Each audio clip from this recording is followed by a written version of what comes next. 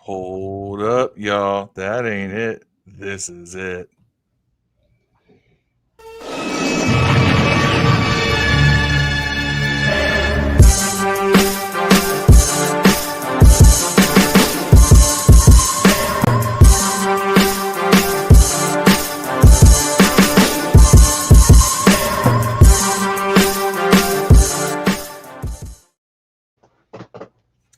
What's going on, Command This Nation? It's your boy Phil, along with my co-host, the ever-present, effervescent, and ever hi, Dev. Oh hell, and Dev went away. See, look at that. Immediately, something happens. That's just how this podcast rolls. There's Dev coming back into the stage now. Don't know what happened. I hate the magic. It's magic mouse. If you smack it, it turns it off. Oh, did you hit the clapper?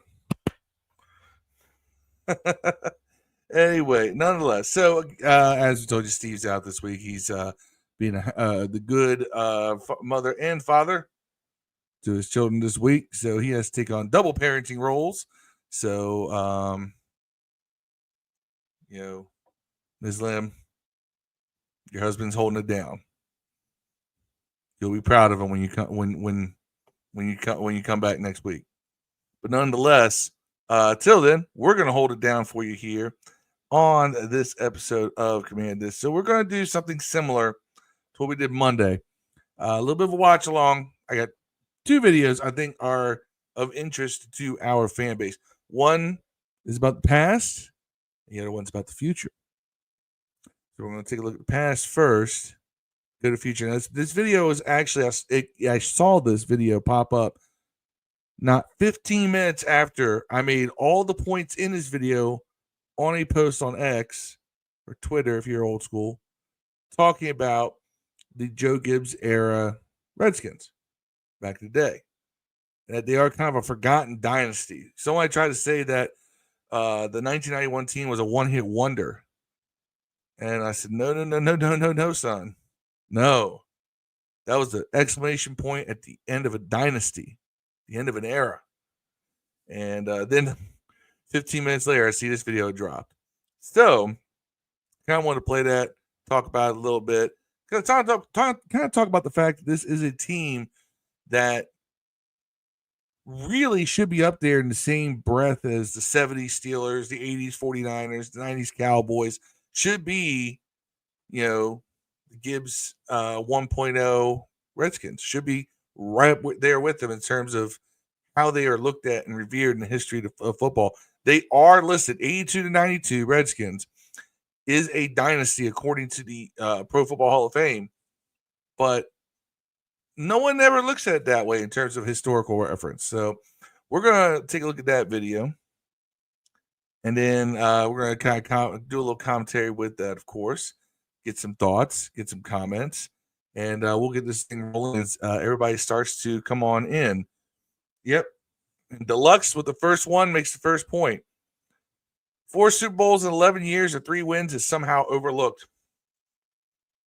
I've always said this. If they beat the Raiders in Super Bowl 18, they do not get denied this recognition. That loss is the reason why no one says anything, because you would have had 2 Super Bowl wins with 14-win teams, one with a historic offense, the other one with a historic everything.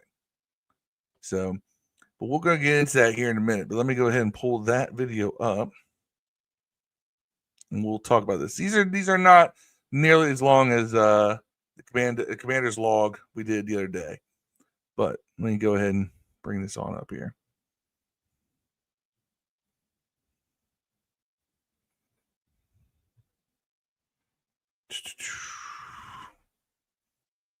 And I wish I were better at production. Steve, we miss you. See, Steve, this is why I can only do this once in a while. Anyway, let's take a look at this. When you think of NFL dynasties, names like the 49ers, the Steelers, and Patriots usually come to mind. But there's one team from the 80s that's often overlooked. With stats like this, why don't they get the recognition they deserve? This is the story of the Washington Redskins dynasty. What are you saying, guys? Let's bring this back real quick. I want you to look at that. Top 5 teams by records between 81 and 92. Only the 49ers have more wins. Only the 49ers. They have one more Super Bowl. Dolphins, Bears, Broncos, great teams combined for one championship. You're talking about an 11-year span. There's 2 teams that count for 7 championships, but only one gets recognized for it. So, thought that's just something to think about right there. They deserve. This is the story of the Washington Redskins dynasty. What are you saying, guys? It's Zane here. Let's get into the video. The Redskins weren't just good, they were dominant. From 1982 to 1991, the Redskins appeared in 4 Super Bowls and won 3, each with a different quarterback. They made the playoffs 7 of these 10 years. Even their crowning glory, the 1991 season, ranked as the 3rd most dominant in NFL history, remains a footnote for most. So let's unpack what's arguably the 2nd best team of the 3rd by that article. There are 2 different metrics that had them as the greatest team in the history of football. Era behind only the 49ers. Whether you see them as a dynasty or not, let's not get hung up on that point. In my opinion, what makes a dynasty isn't super clear anyway. But what is clear is that the Redskins were a powerhouse who are severely underrated. Entering the decade in 1980, owner Jack Kent Cooke said, "I think we can win the Super Bowl this season." That confidence was thanks to a promising 1979 season led by the Coach of the Year Jack Pardee. The Redskins missed the playoffs by 1 point as they lost to Dallas in a nail-biter. Yeah, we blew that game. That was going to be a playoff year, and we lost in the final seconds. Oh, stupid fade route in the end zone to Tony Hill. Ugh. What could have been. Yet, despite that promise, Cook's prediction was pretty bold. The team hadn't been to the Super Bowl since 1972 and hadn't won a title since 1942. In the end, 1980 turned out to be literally opposite of 1979. The Coach of the Year was now looking like the coach of the couch. The offense fell from 10th to 25th. As the Washington Post put it, instead of dreaming about the Super Bowl, the Redskins are wondering where their next touchdown might come. That was thanks to the abrupt retirement of John Riggins following contract disputes. Without him, the offense looked lost. So imagine that. You don't get the contract you want, so you just retire. Would that happen in this day and age? Guy retires just because he wants a different contract? I guess maybe now with free agency, things are different. Somebody else will pick him up now. Yeah, but back then, it's like, oh, you're not going to give me the money I want? I'm out. Then again, Riggins always did things differently. A change was needed. January 5th, 1981, Jack Pardee was fired. 8 days later, the Redskins took a chance on Chargers offensive coordinator Joe. That's an awfully young-looking Joe Gibbs. Gibbs. One of Gibbs' first moves was to get Riggins back. I'll start off by saying I'm bored, I'm broke, and I'm back. Unfortunately, he wasn't enough to prevent an 0-5 start. Gibbs was part of the prolific Air Coryell offense in San Diego, but it wasn't working. That's the thing people don't realize. Gibbs was naturally a passing offensive mind. Everyone remembers him for the power run game, but he was a pass first guy. He was an Air Coryell guy. And whenever he had the opportunity, he did kind of start leaning that way. Luck says, is it 10 years? My math might be bad. Well, it was 11 years that Gibbs was here. And, Luck says Riggo's different level of pay was very different too. Indeed. That's why we ended up having a strike in 1982. Working in Washington, so Gibbs adapted, and therein lies the brilliance of Joe Gibbs. He wasn't married to a particular system. He knew how to change the offense to utilize the strengths of the team. He had just convinced Riggins to come out of retirement, so why not use him some more? Riggins would go on to rush for more yards in his 30s than in his 20s. With some adjustments, the team managed to turn it around. You'll never see that today, by the way. Never. Running backs are discarded so quickly in this league. Winning 8 of the last 11 games. The 5,600 yards of total offense was the highest ever for a Redskins team. The times, they are a-changin'. 1982 would be turbulent, though. In Week 1, facing the Eagles, the Redskins limped into the fourth quarter, down 27-14. But 17 unanswered points made this a game. One of the eventual stars of the season, kicker Mark Mosley, booted a 48-yard field goal to send it to overtime, where he proceeded to kick the game winner. The following week, John Riggins rushed for 136 yards, as the Redskins cruised to a 2-0 record. But then, the players went on strike, which put the season on hold from September 21st to November 17th, 1982. What'd you look at it? That's a long layoff. Pretty long strike. Yeah, that's a long strike. This is you see, there were 2 strikes in the league, obviously. I've been on a 7-week strike, so that y'all know this. Yeah. And it's things are a lot different with that now because if you go on strike, the union gives you some sort of protection for the first at least few weeks, right?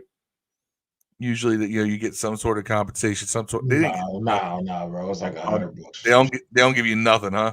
Yeah, it's like $100 or some shit. Oh, well, they only. I think one time it was like $220.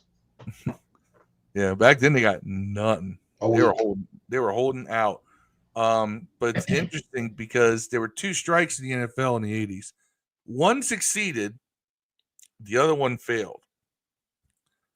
The only common denominator was that Redskins won Super Bowls in both of those years.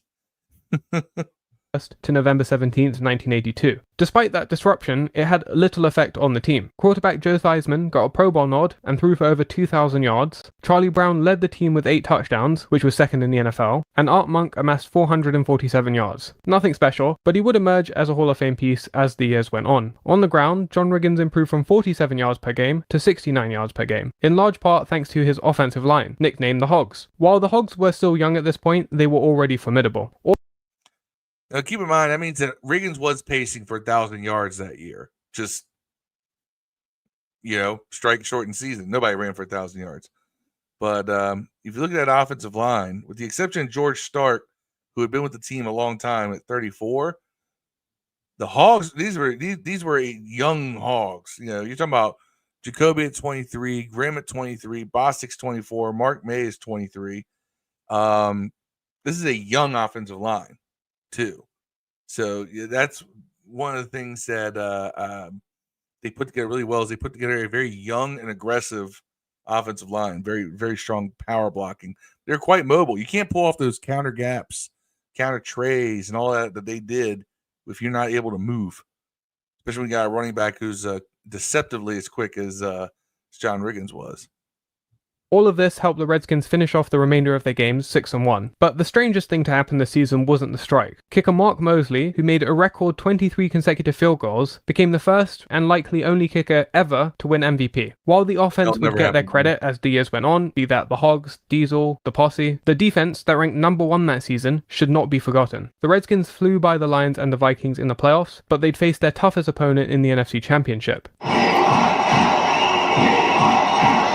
The defense performed when... So this is the infamous game where the stadium shook. We want Dallas, like it's literally rocking. I hope. No, they won't do this. But if they could, it'd be awesome. If they could find a way to put shocks underneath the stadium seats and let them rock again. I think in a new stadium. I think it'd be cool. I think it'd be cool to do something like that. To where the stadium actually moves with the crowd stomping, chanting, and clapping. I don't know if it's possible. I don't know how expensive that would be.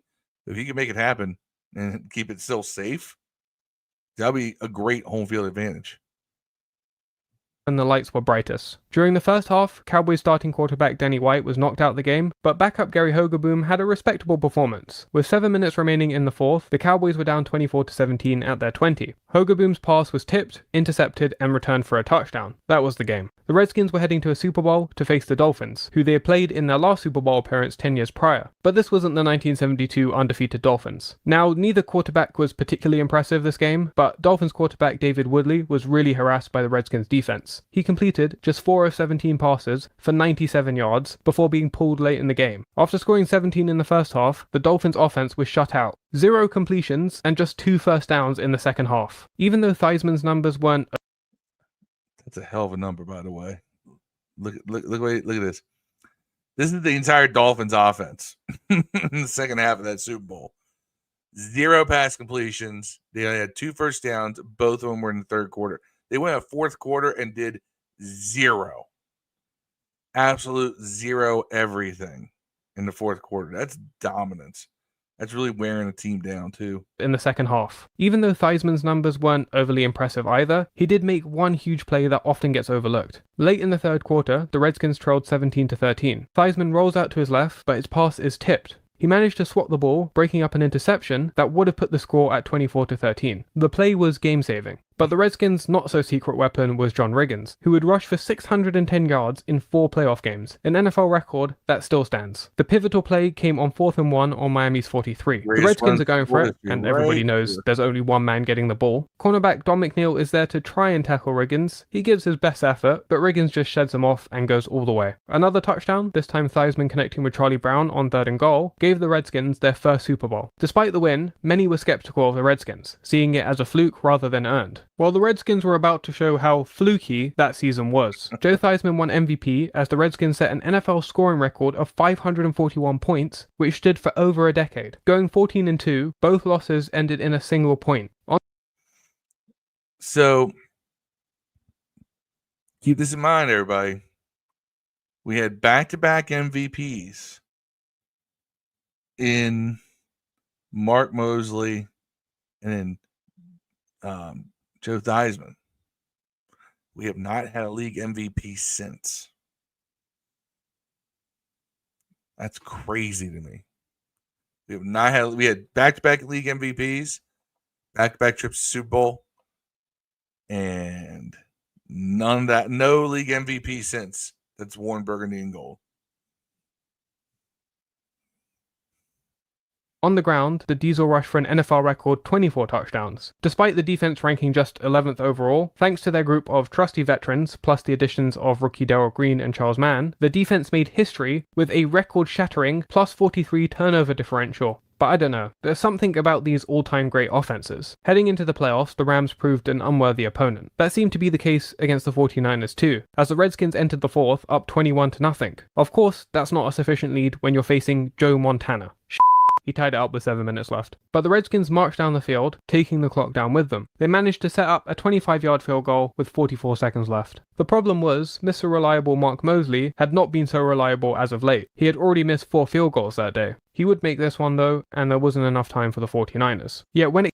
If you ever watched that game, that game actually used to get that NFC Championship game. They used to play that on ESPN on a regular basis. That final drive really is kind of a masterpiece to watch, because they worked the clock, they worked down the field, they worked the clock down several minutes, and they put themselves in field goal position to win with like 40 seconds left. So that's another one of those moments that Gibbs just isn't given credit for, because he was the play caller. Gibbs was the offensive guy. So Deluxe says that he believes there will be at least sections of floating stands. Oh, I'm sure. Hopefully, though, like I said, they can get something to where at ground level it shakes. I'd love for opposing teams to feel like the stadium's coming down on them. Who's the closest modern comp to Riggins? Is it who I think it might be? Who do you think that is, Deluxe? Because Mike Allstott. Mike Allstott would be a modern comp. Although you could say Derrick Henry, power back, who's people sleep on their speed, because Riggins was a track star in college, right? And Henry's a lot faster than you think. But that's like the 80s, man. Was it like a... Well, track star is still a track star. He was an NCAA hurdler. You know who else was an NCAA hurdler? Robert Griffin. Yeah. So, I mean, I think that's the best comp. I think Henry's more explosive overall, I think, in terms of big plays compared to Riggins. Riggins, though, was the guy who could consistently push a pile 3 yards, 4 yards, 3 yards, first down. 3 yards, 4 yards, 3 yards, first down. Like consistently. 6 yards. And then eventually those 3 and 4 yards become 6 yards, 8 yards, 10 yards, 7 yards, just wearing guys out. That was definitely what Riggins did. Yeah, Derrick Henry is who he was thinking. There's not a lot of power backs in the league right now. Not like that. But Allstott would be a good comparison. Derrick Henry's a great comparison. So there's some out there. Just you have to go back over the last 20-some years to find power backs. What's up, Tia? Welcome. We're just doing back a little memory lane for now. Lux says there aren't like many like either of them. No, there were back in the day. Yeah, I think at the same time Riggins was playing, Earl Campbell was playing. Earl Campbell was a definitive power back. And one of the best to ever do it. When it came to the Super Bowl, they were embarrassed by the Raiders. They lost 38-9. All those records for nothing. I really think if they won back-to-back Super Bowls, especially with that offense in 1983, they would have been remembered. Oh, the 7th best team not to win a Super Bowl. That is so disrespectful. This is a team that put up 541 points on offense.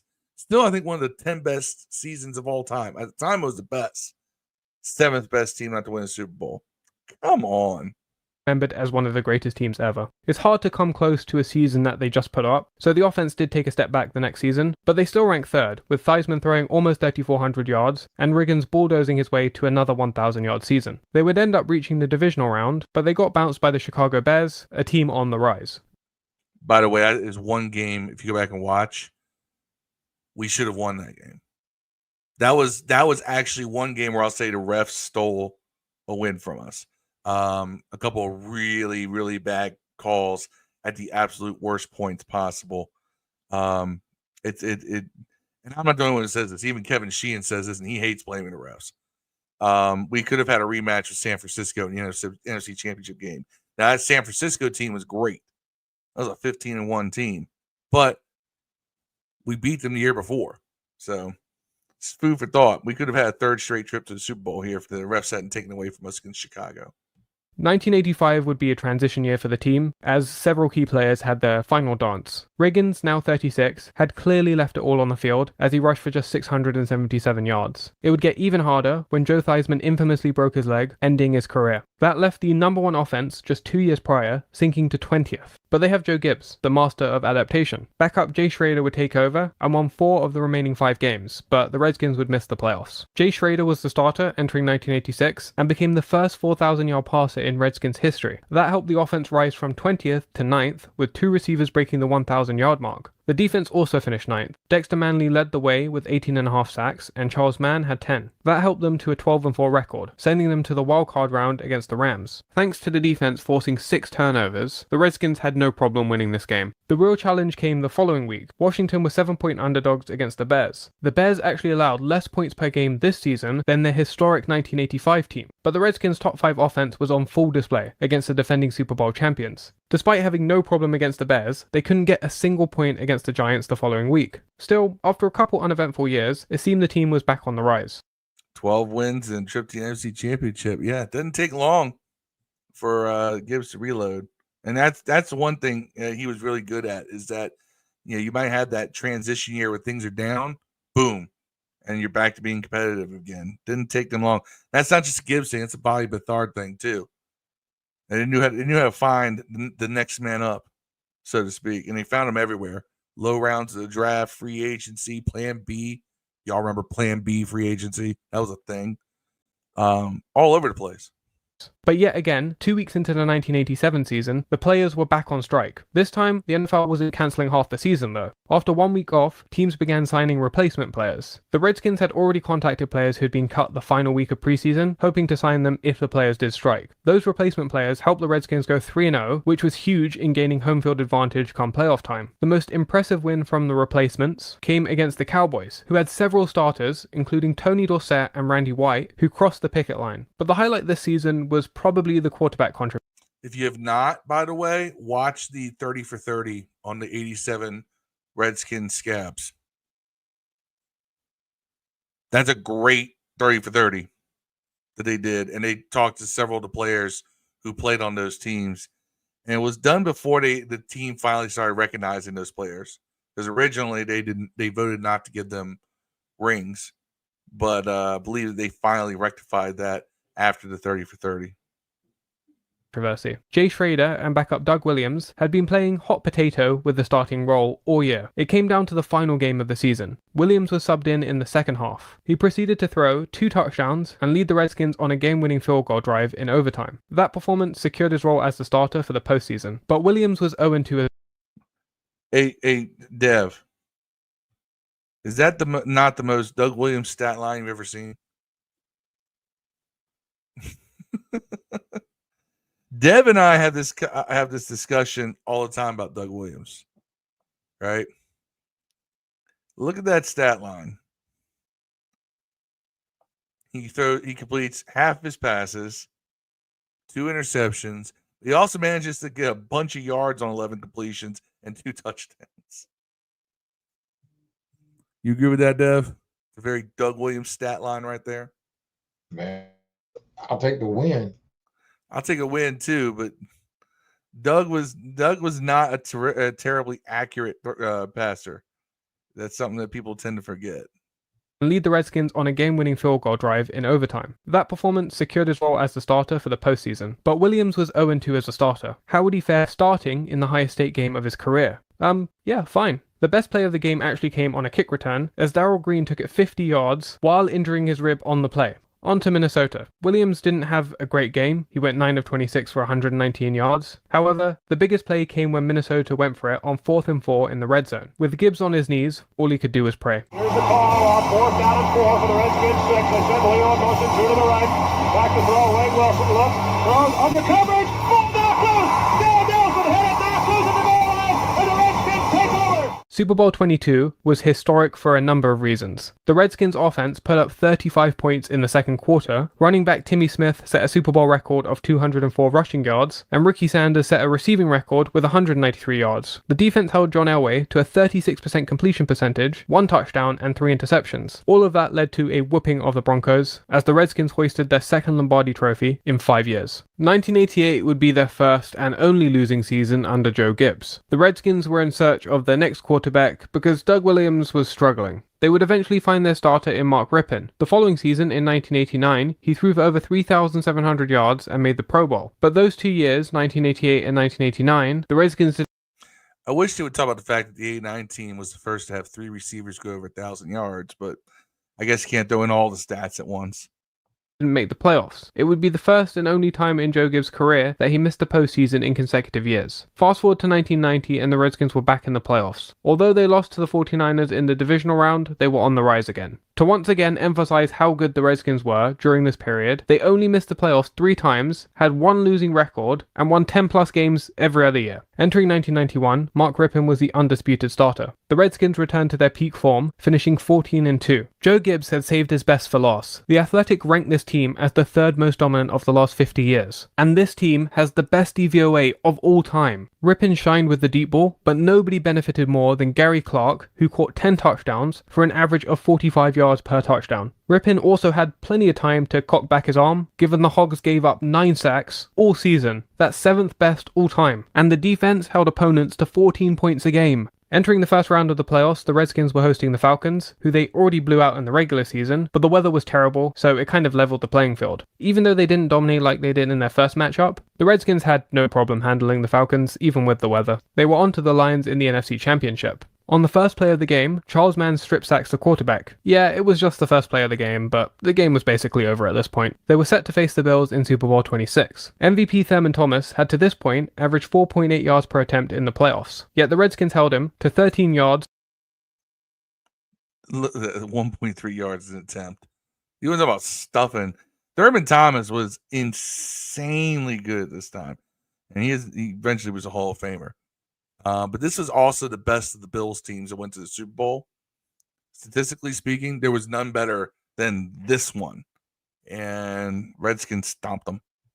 On 10 attempts. In the air, the Bills found no success as well. Jim Kelly threw 4 interceptions and was sacked 5 times. The Redskins, on the other hand, threw 2 touchdowns, rushed for 2, as they won 37-24, handing the Bills their second straight Super Bowl loss. Now, 1992 wasn't as impressive as the prior year. The Redskins limped into the playoffs with a 9-7 record. They did manage to beat the Vikings, but they lost to the 49ers the following week. But the real shocker was when Joe Gibbs retired, and in doing so, sparked a painful drought that the team is still trying to get out of. Although, they're looking better now with that new rookie quarterback. Simple enough. Like how long-ass video. Huh? It was a long-ass video. Yeah, a whole 11 minutes. I told you it'd be shorter than the last one. Last one was 30-some minutes. It took us an hour. But I think that's there's a lot to be said for the fact that team was that dominant. I mean, you're talking about there's 3 times they didn't make the playoffs, and 2 of those were 10-win seasons.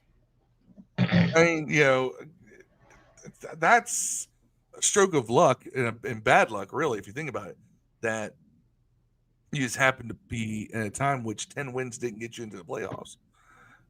Now, part of that's because in 85 and 89, they didn't have the expanded wild card. Like they expanded the wild card in 1990. You only had 1 wild card team before that. So 10 wins could easily not get you into the playoffs if you had a team with a better record or you held a tiebreaker over you.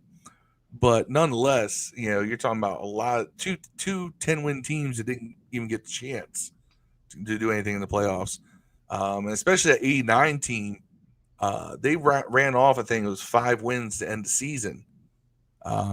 They would have, if they had gone to the playoffs, they probably would have been the hottest team going in there. And the passing game was clicking like nobody's business.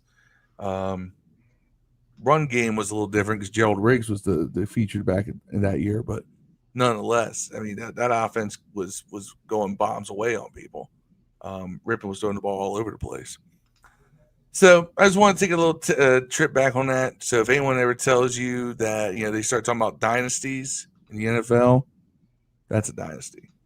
That is one of the greatest stretches any team in professional football has had. Period. Over a decade.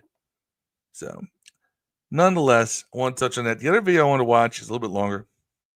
This one's about Jayden Daniels, and I like this one because this one is going to be a lot of meat on this bone because this person is, let's just say they have some very lofty expectations for one Jayden Daniels, especially when you see this comparison right here.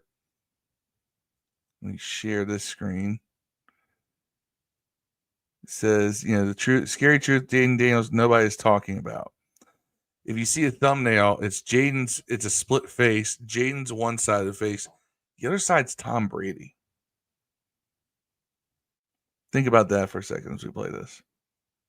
Jayden Daniels is the next Tom Brady. I know. That seems like a crazy statement. From being undersized, dealing with tragedy, and having his reputation ruined, Jayden continues to defy the odds due to one single reason. But before we talk about that, let's go back to the beginning. Jayden Daniels was born in San Bernardino, California to Javon and Regina Daniels. Now, Jayden didn't have an ordinary childhood, especially when it came to... Someone tell that kid to take that damn jersey off. I get it, it's a McNabb jersey, but still. Don't take that damn Eagles jersey. Adam McNabb jersey. I'm sure a lot of people had it. A lot of people love McNabb. Football. His dad, Javon, wasn't just a former college football player, he played cornerback, a position demanding constant mental warfare. As Javon knew well, losing focus as a corner means you let your entire team down. He'd constantly tell young Jayden, saying, quote, "If you're going to be the leader of a team, there's a certain level of emotional control that needs to be displayed." When Jayden first wanted to play football, he hit a wall. He was tiny.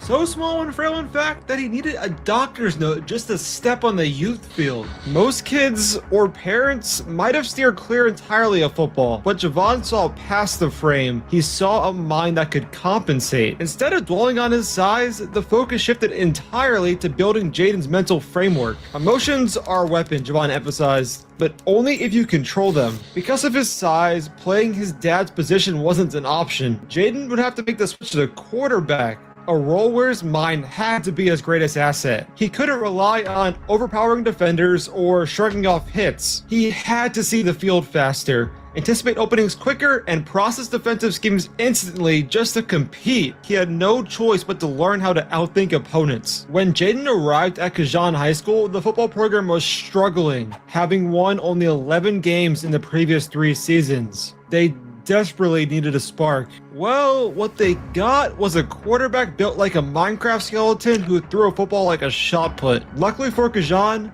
this skeleton had impressive emotional stability and a rapidly developing football IQ. It didn't.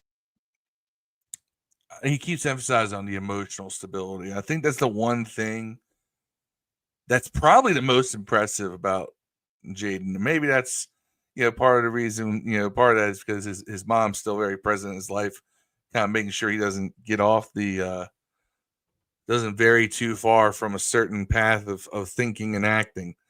But, the kid's got poise for days, weeks, years. So that's code for keeping them away from girls.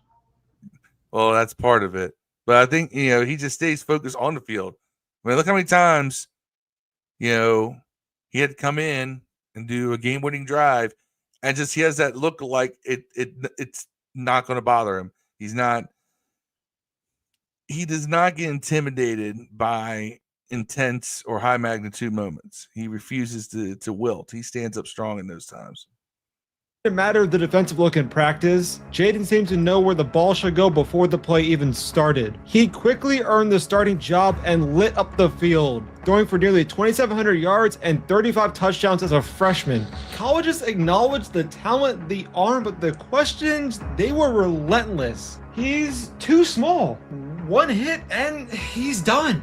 He'll never survive physically. While the recruiting world saw a fragile kid, they were overlooking the muscle between his ears. Faced with the skepticism, Jaden reacted the only way he knew how. He intensified his preparation. While others might focus on the weight room, Jaden lived in the film room, mastering the mental side to make his physical limitations irrelevant. But sometimes life has different plans. At the start of his sophomore year, Jaden would break a finger in his throwing hand. Instead of sitting out, Jaden chose to play through the injury. The pain was constant, a physical reminder of his vulnerability, but the drive to lead, instilled by his father, kept him pushing through the adversity. Showcasing this grit earned the respect of his teammates. Though his stats dipped due to the injury, there was one thing now clear. Jaden had the it factor. In his final 2 seasons at Gajan, Jaden unleashed this factor for the whole state to see. He shattered every record possible,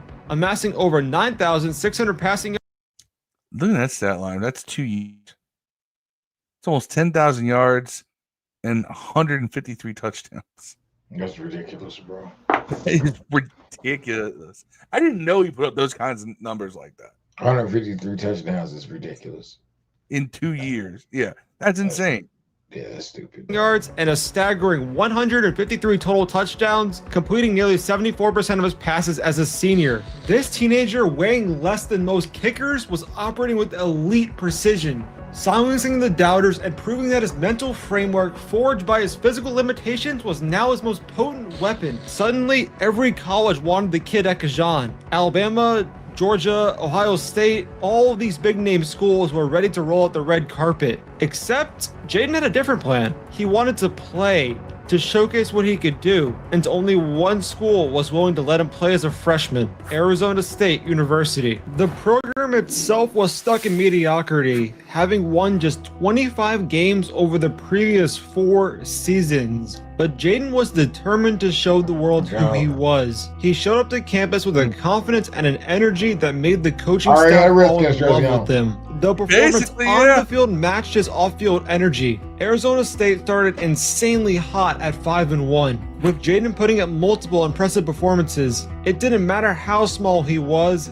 on top of the world. However, college football quickly delivered a harsh reality check. ASU suddenly hit a wall, losing 4 consecutive games. Jaden looked mortal, struggling mightily against Utah, completing just 22% of his passes. Internally, the confidence from high school felt distant. Doubt began to creep in. Was the jump from high school to college, the pressure to lead, too much? He was devastated, saying, quote, "Their defensive line was the best I've seen so far." All of a sudden, Jaden realized that his processing speed could only get him so far. He needed to prepare and study like never before. With the number 6 Oregon Ducks coming to town, Arizona State University's season seemed destined to collapse. But what Oregon was about to learn was a scary truth about Jaden Daniels. He's obsessed with preparation. Before the game, Jaden realized that Oregon plays a lot of man-to-man coverage. He felt like his teammates could win and beat their man with ease. With this knowledge, he he put on a masterclass. Jaden threw for a career-high 408 yards and 3 touchdowns against the Ducks, leading Arizona State to a stunning 31-28 upset victory. Oregon came to Arizona State to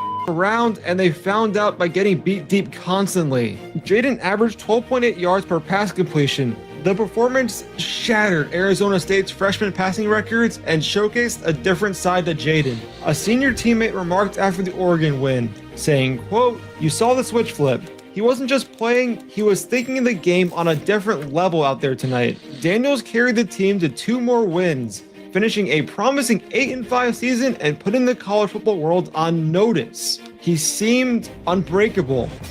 Just as momentum was building, the world turned upside down in 2020. The COVID-19 pandemic didn't just disrupt football, it brought tragedy. While navigating the isolation and uncertainty shared by everyone, Jaden was dealt a devastating blow. Both of his maternal grandparents passed away due to complications from the virus. His support system was fractured at the worst possible time. No family visits and limited interactions. The quarterback whose identity was built on mental clarity and emotional control now faced the one thing he couldn't control: grief. Trying to focus on film felt impossible when his mind constantly drifted to his lost grandparents. The impact was visible on the field during the COVID-shortened season. Coach Herm Edwards noticed the change. The decisive processor now looked hesitant and uncertain. The game seemed to speed up, becoming a blur. His completion percentage plummeted. Interceptions rose and decisive throws turned into mistakes. His performance suffered, a stark reflection of his emotional state. For the first time, Jaden's mental strength had completely collapsed. He leaned on the only thing he knew: preparation. You notice all the quotes though are him taking responsibility for his shit. Every one of those quotes they showed from him, when he's struggling, it's it's all on me. I gotta do better. And it's like it's the most undiva like performance in terms of just knowing what to say, knowing you got to take that burden on yourself. It's very, very nice to see, because teams will respond to that. The quarterback takes it all on his shoulders, he's not putting it on theirs. Teams will respond to that. In hopes that everything else would clear up. Spending hours in isolation, glimpses of the old Jaden started to return, but the damage was done. During COVID, colleges weren't allowed to have any recruits visit, and now allegations of Arizona State breaking this rule were spreading like wildfire. Jaden thought to himself that some coach was about to get fired and he was going to move on with his life. Then he got a phone call. His own mother, Regina, was involved in the scandal, reportedly paying players to come visit Arizona State, aimed at helping her son's career during its downfall. All of a sudden, his name was getting dragged through the... Damn. I remember hearing something about this, but I didn't realize that she was paying players to come visit. That's crazy. I didn't remember that was like that. But that was also a few years ago. But I mean, hell, Mama Daniels is trying to help Jaden win no matter what. The mud on social media. Fans turned critical, and his carefully built reputation seemed to be crumbling. The situation felt surreal and deeply personal. The foundation of trust and family support was fractured, forcing him to question everything while trying to maintain emotional control like his father preached. The quarterback known for clarity now faced complete mental chaos. Facing a sinking program and a toxic environment, Jaden made the toughest decision of his career. He quit on his team. Quit this shit out. He out of it. Suck anyways. Daniels entered the transfer portal, the place where college athletes go to switch schools. Calling his dad for advice, Javon wanted him to go somewhere that would challenge him the most. Luckily, one school offered him a chance to start fresh in college football's most competitive conference, LSU. LSU. This wasn't just changing jerseys, it was a required reinvention, demanding he learn a new system and face a level of competition like he's never seen before. The quarterback forged by adversity was now heading towards his greatest challenge yet. Jayden Daniels arrived at LSU carrying the weight of the world and desperately needing a fresh start. But the SEC doesn't allow for rest. The speed, the complexity, the sheer talent on defense was unlike anything he'd faced consistently before. The quarterback whose mental processing was his superpower suddenly looked overwhelmed. Early struggles were glaring. He held the ball for too long and got hit at an alarming rate. Critics pounced, labeling him as a one-read, then run quarterback who couldn't handle SEC defenses. Internally, the confidence built over the years felt shaken. Was the leap too big? Had he made the right choice leaving ASU? The relentless speed of the SEC game felt like a puzzle that he couldn't solve fast enough, despite all of his preparation. Still, despite all this, Jayden was just focused on what he could control. Then came a crucial midseason matchup at Florida. In a high-pressure environment, Jayden delivered a masterful performance, accounting for 6 total touchdowns and showcasing the confidence coaches had been seeking. Head coach Brian Kelly noted the change, saying, quote, "It's slowing down for him. It was a breakthrough, a sign that his relentless work was starting to bridge the gap." However, looking back at this season, Jayden himself felt it was heartbreaking seeing how many opportunities they missed. The frustration was immense. He was putting in maximum effort with traditional methods, yet still felt a step behind the game's elite speed. He knew a different approach was desperately needed. Entering his final year of eligibility, Jayden was running out of time to prove that he could consistently process defenses at the level needed for the NFL. Traditional film study wasn't enough. Enter stage left, Jack Marucci, the Performance Innovation Director at LSU. He met with I wonder if this is where they're getting to the virtual reality stuff. I can't remember, but this is I like that they're focused on his preparation, because we all know that's become already legendary in these parts. with Jayden and introduced him to a potential game changer, Cognilyze, a revolutionary VR training program. Cognilyze is like a flight simulator, but for quarterbacks. It shows hyper-realistic simulations of upcoming opponents' defenses. The best part about it, Jayden was able to use LSU's actual playbook. It's our playbook, you know, you get to go against the defensive looks, certain coverages and stuff like that, so just to speed up the process. And not only that, but Cognilyze was able to speed things up to 1.75x. As Cognilyze co-founder Veranda Crockow later explained, saying, quote, "We're not building a video game, we're creating muscle memory, allowing the brain to react faster under pressure." While others got dozens of mental reps a week by watching film, Jayden was getting over 200 additional reps by training his brain to process information at a superhuman pace.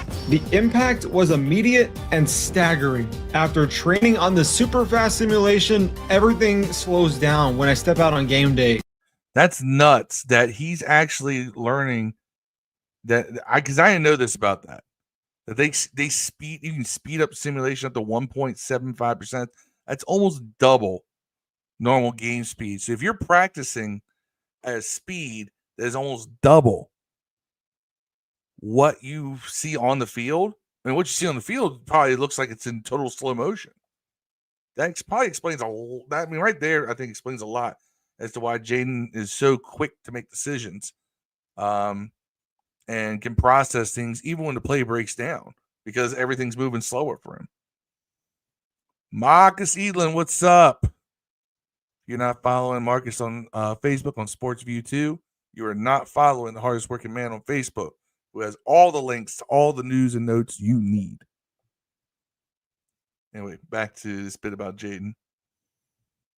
Jayden later explained, all of a sudden, Jayden no longer got hit like a Looney Tunes character. The quarterback who bailed early was now calmly navigating the pocket to throw the ball. Everything was going incredibly until once again, Jayden got reminded how small he is. A mid-season concussion would keep him from practice. Turns out, this was the best thing that could happen to him. He was able to use the VR for thousands of extra mental reps, returning sharper than before the injury. The transformation culminated in one of the most dominant seasons in college football history. Over 3,800 yards passing, 40 touchdowns to just 4 interceptions, plus over 1,100 yards rushing with 10 more scores. He was the most efficient quarterback in college football history. The skinny kid whose mind was always his edge had found a way, aided by technology, to make the game move at his speed.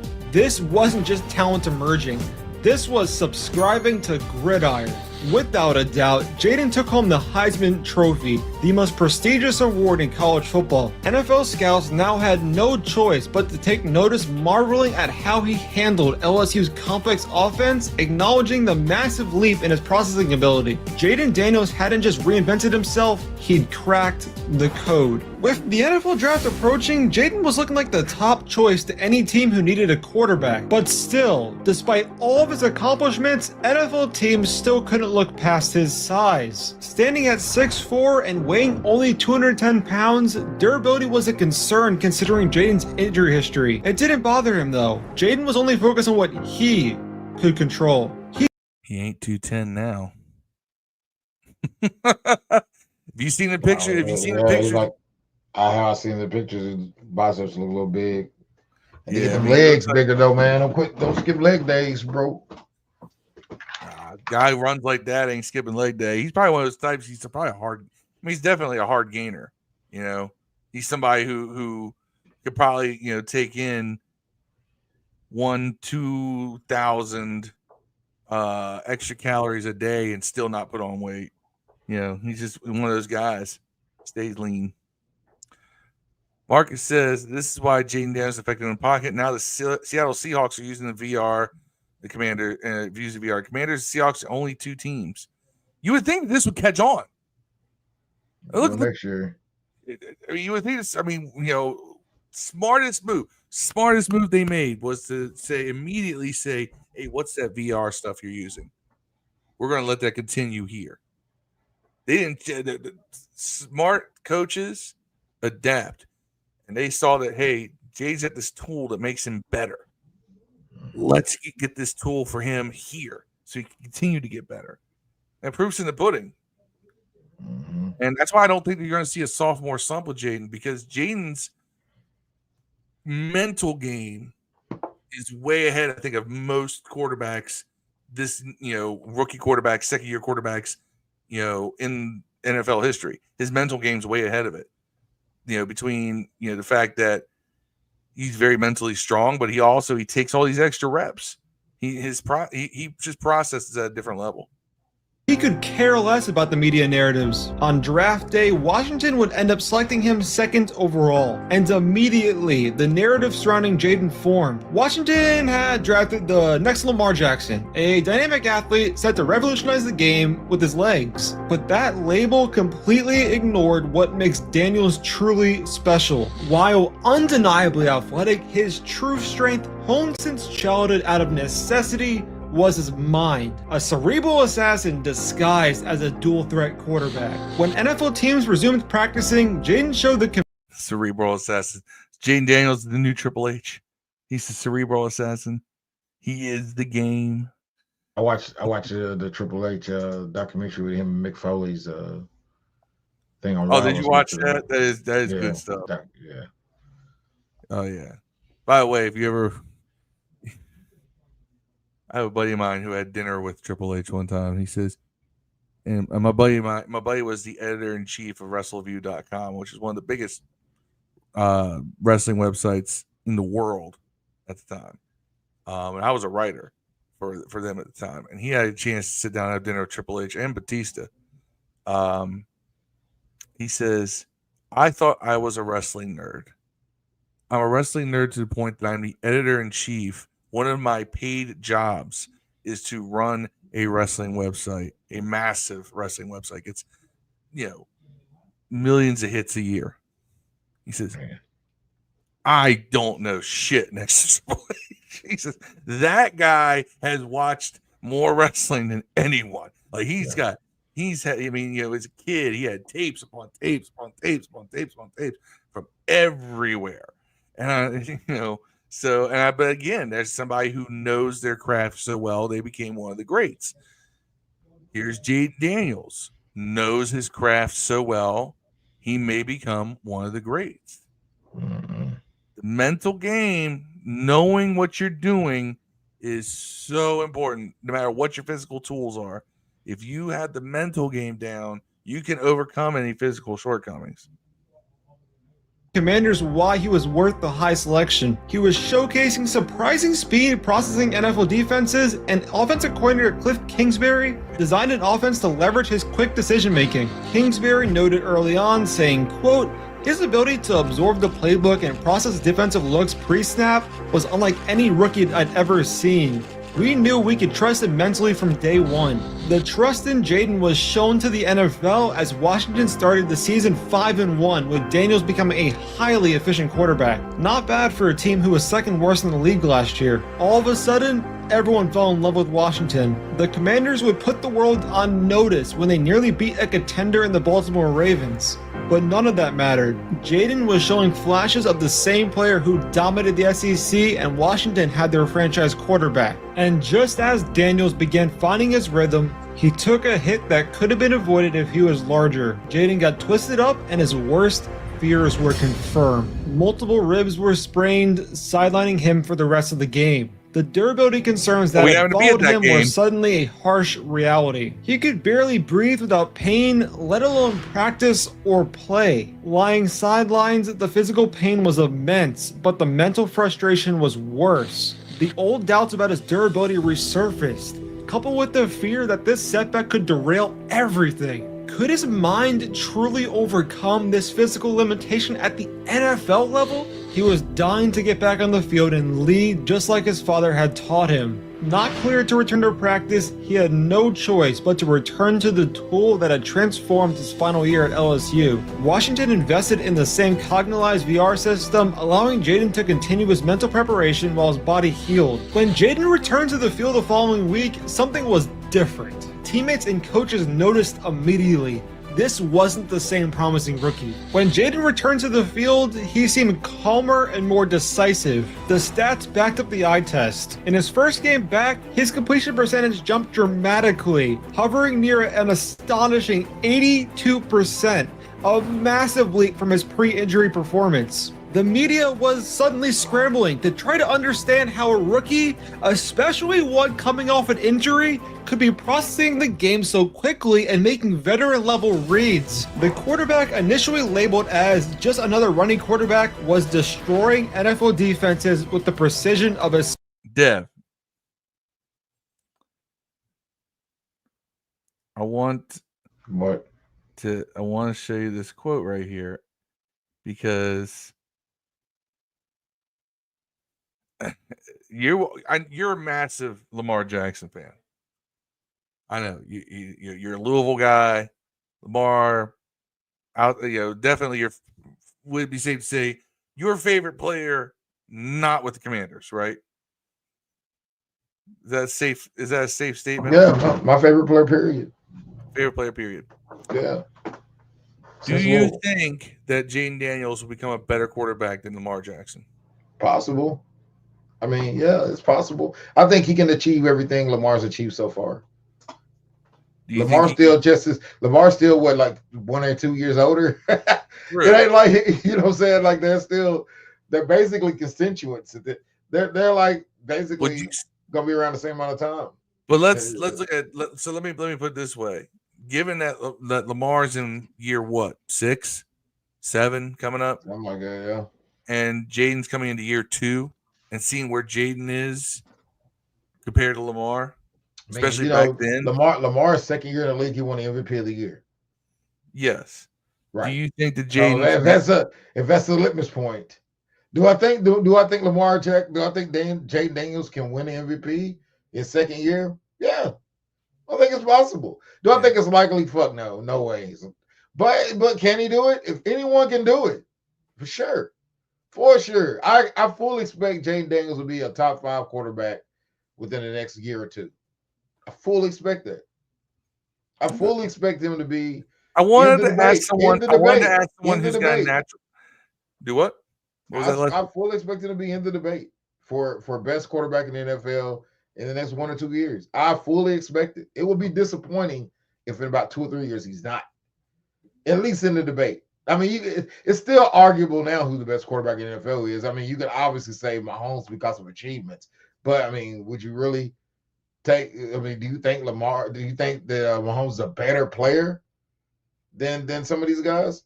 Burrow's got a claim. Allen's got a claim. Lamar obviously has a claim.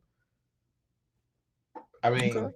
I wanted to get the perspective of someone who I know has a strong bias towards Lamar Jackson yeah, on he that can do it. question. I would like to see it, honestly. I have never.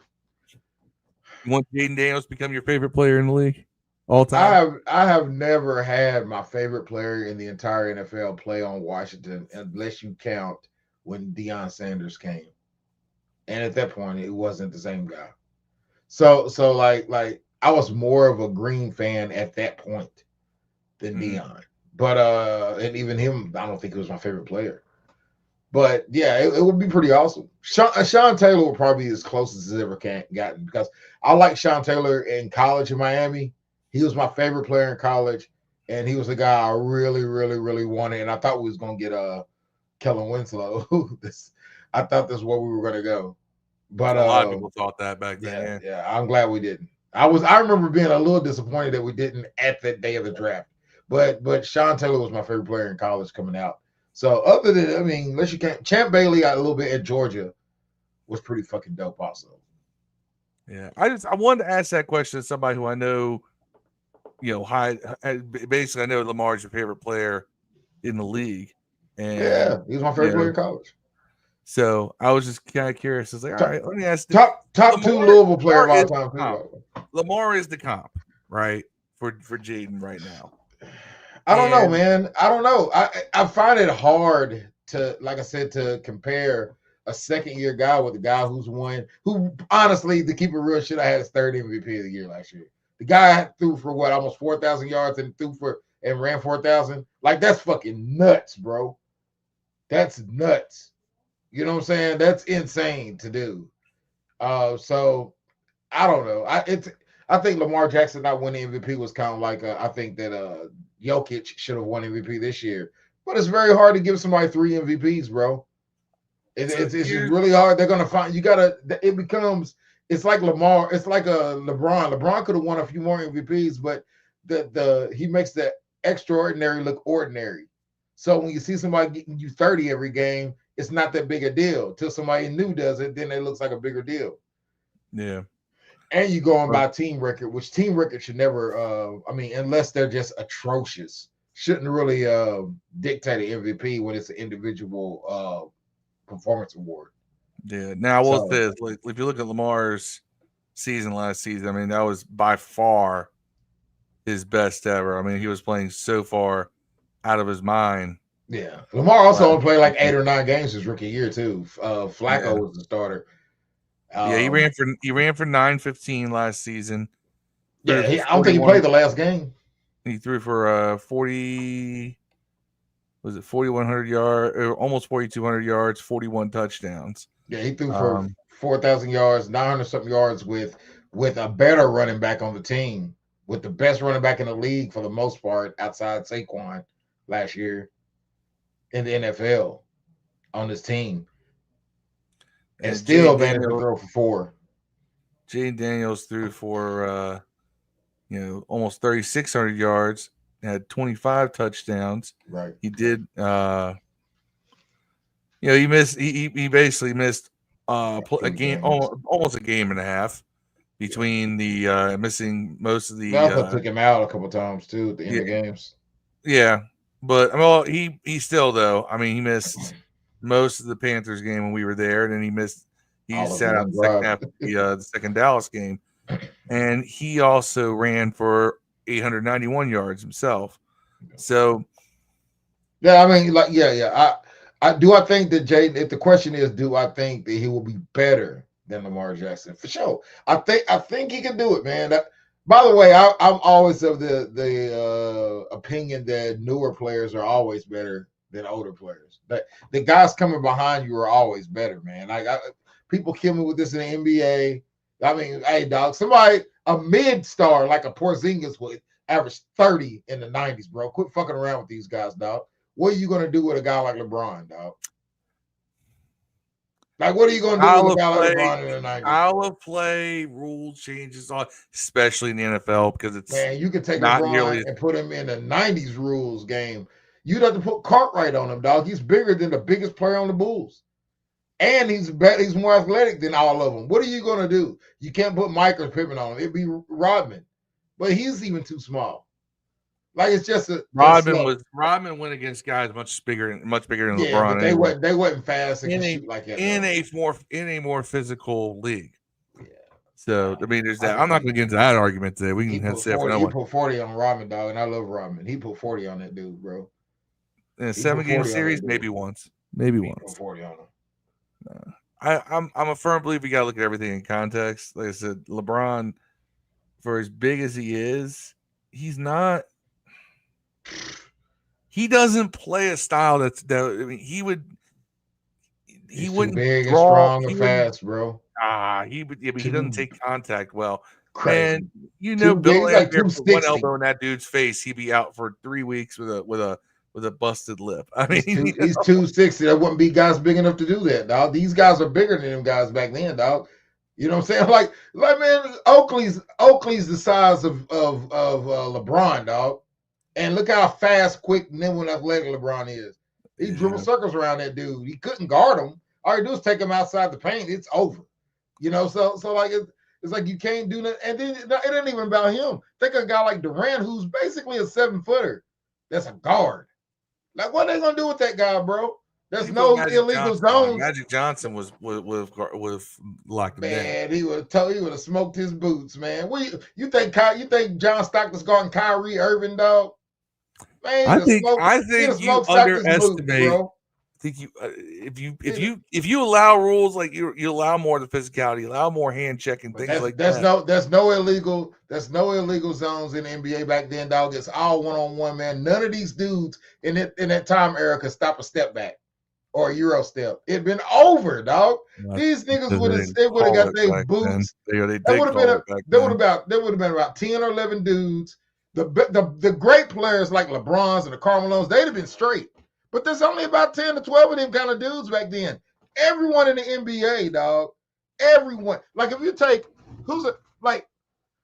DiVincenzo, dog, it's like an 18 to 20 point game starter in the NBA today. He goes back to the 90s, dog. He's at least as good, better than like Hornacek and them, who were all-stars. He's at least those guys, dog. These guys ain't fucking around, dog.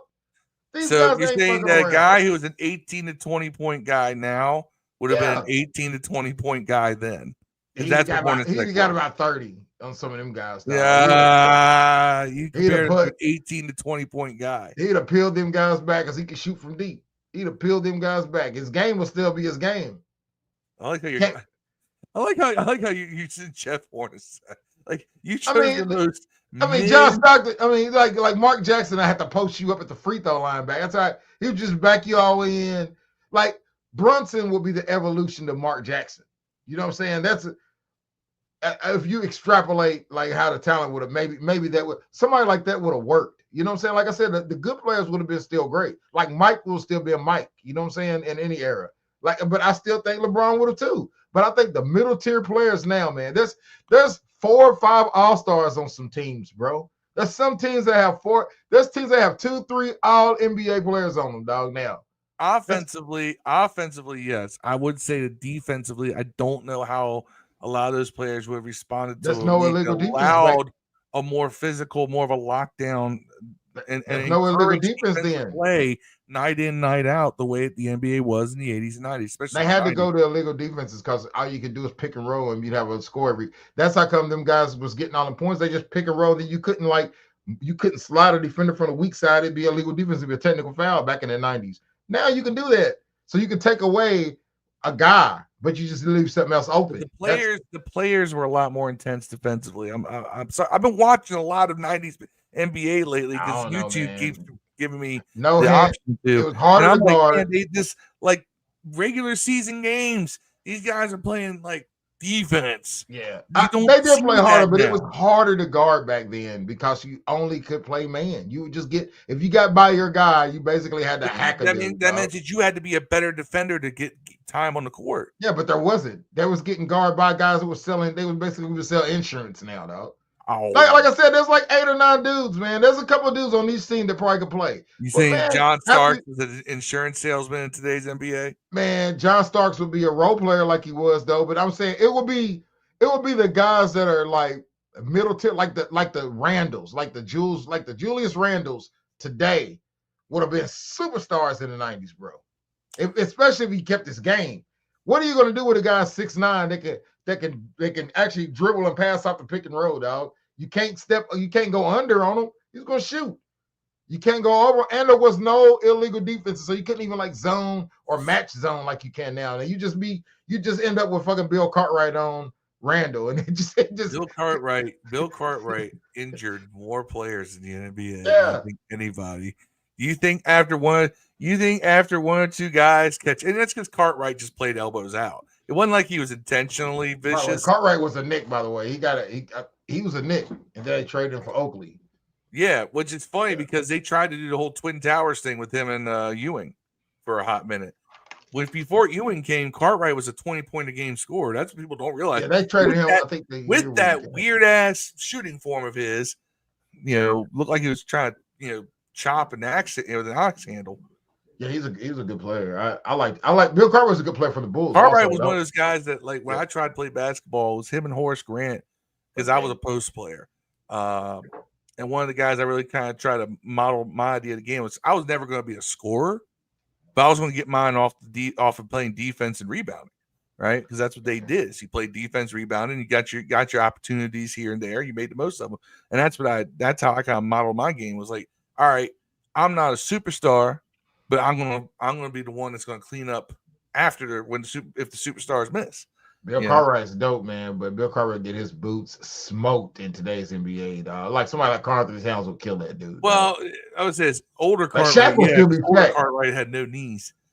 Yeah, hell no, he's smoking young Cartwright, dog. You got out here young Cartwright was putting up 20 on guys like You can't. There's no way you can convince me that Greg Elo's holding Luka Doncic, dog. There's nothing you can do. Greg Elo was a bench player. Greg Elo started for Cleveland, dog. He started when Mark Price was hurt. That's not Steve Kerr ain't holding Donovan Mitchell, bro.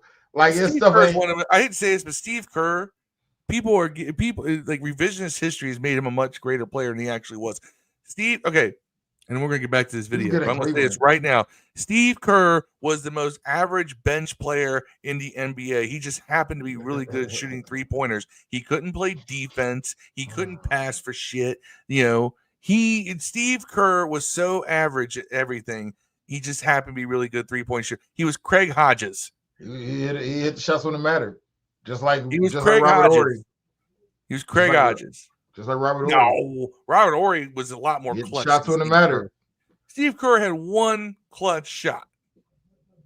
One. Robert Horry was a good player, dog. But right now, Robert Horry had to guard Durant. Durant smoked his boots, bro. Yeah, but Robert Horry was a guy who could stretch. He could stretch to half court. He could shoot from 3. Robert Horry was like a prototype version of Kevin Durant, a 7-footer with range. Robert Horry would be Al Horford in today's NBA, dog. I'm tripping. He'll be, good player. You know what I'm saying? No, he was never a star. He'd be Hart for the Big Shot Bob. He'd be Hart for the Knicks, dog. That's his role in today's NBA. He'd be a tall Hart, which is a good player. Horry was the guy who could shoot and he could play defense. He wasn't a great rebounder, but he could shoot. He could score from anywhere if he wanted to, but he never was the number one guy. That nigga's Rory Hachimura, bro. Rory Hachimura is not a bad comparison, except Rory doesn't have Horry's height. Yeah, he also didn't have Tim Duncan and David Robinson as teammates. A lot of things you can say about a lot of people, man. A lot of people just in really good positions to have Kobe and all these niggas. Yeah, Robert Horry gets to be the 3rd, 4th man on how many championship teams? Mm-hmm. Robert Horry. He always hit them shots. Robert Horry won 2 championships in Houston. He was at best the third option. Who would you rather? Would you rather have Robert Horry's 6 rings or Charles Barkley's no rings and have Charles Barkley's career? Barkley made more money. He's more famous. He got the fuck Madonna in her prime. I'm curious to know what he goes down when it's all said and done. When there's no more Charles Barkley, you think he's going to be remembered for more of a basketball player or a TV personality? I'm kind of curious. It's like Ice Cube, kind of like that. Like is he going out as a rapper or is he a kids movie guy now, man? Like. Barkley was a 6'5" power forward. Yeah, but everybody was 6'5" then. No, they weren't. That was big then, dog. No, they weren't. All your power forwards were 6'8" and taller at that point. Barkley could play in today's NBA, though. Prime Barkley, he could play in today's NBA. Oh, yeah, because Prime Barkley could score from anywhere, too. People think he was only a post guy, right? He could shoot.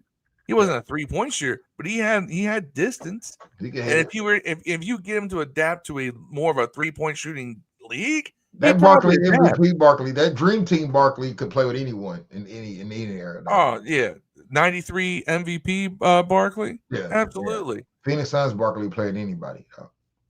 And here's the thing, guys. and the only thing that would hurt him is that refs start calling him on the physicality, but. Who's matching up with him power wise? Not many. Yeah. He's like, let me put it this way: LeBron ain't posting up Barkley. Shit, you crazy, man? LeBron's big, bro. Like Barkley. Barkley was 6'5" and 250. Barkley was big. Barkley was a big dude for then. Like 250 was a big dude for then, but LeBron's probably 250 and like 6'8", 260, but on a 6'8" frame. Barkley had that on a 6'5" frame and could run the floor. Barkley was a freak of nature, dude. Yeah, like athletically speaking, the numbers don't match up. Like you look at his height, his weight, you look at his speed, his range, like none of it, and what position he played. None of it went together at all. It's kind of like how Magic Johnson was a 6'9" point guard and could play all 5 positions. Hell, he started at center in an NBA Finals game. I believe that Magic Johnson, I believe LeBron could play, and prime LeBron could play 4 or 5 positions too, bro. Probably. And he guards them. That's even crazier. At that time, prime LeBron guards them. LeBron's defensive capabilities are much more noticeable when he plays the assist defense. Yeah. He does not lock up guys one-on-one. Yeah, but no star player does. They all have another player who does it for them. They did back then. Nah, Pippen and Rodman handled the responsibilities, bro. Jordan was notorious for locking guys down. Yeah, but he ain't locked down the number one guy. They had somebody else doing it. They had Pippen and Rodman. When they play like the fucking Jazz, man, they ain't have a Jordan on Stockton or Malone, bro. That dude was guarding Brian fucking Russell. You know what I'm saying? I mean, I understand, but realistically, you hold on though. But you got Malone down there, and you've got Dennis Rodman, who's a power forward. Yeah, I'm just saying. Put Jordan on Malone? It doesn't make sense. I'm just saying he didn't guard Stockton either. Pippen did it. No, Pippen. I mean, I'm just saying. No. Pippen did not guard Stockton. Man, Pippen on him, dog. Ron Harper guarded Stockton. Or him. That's what I'm saying.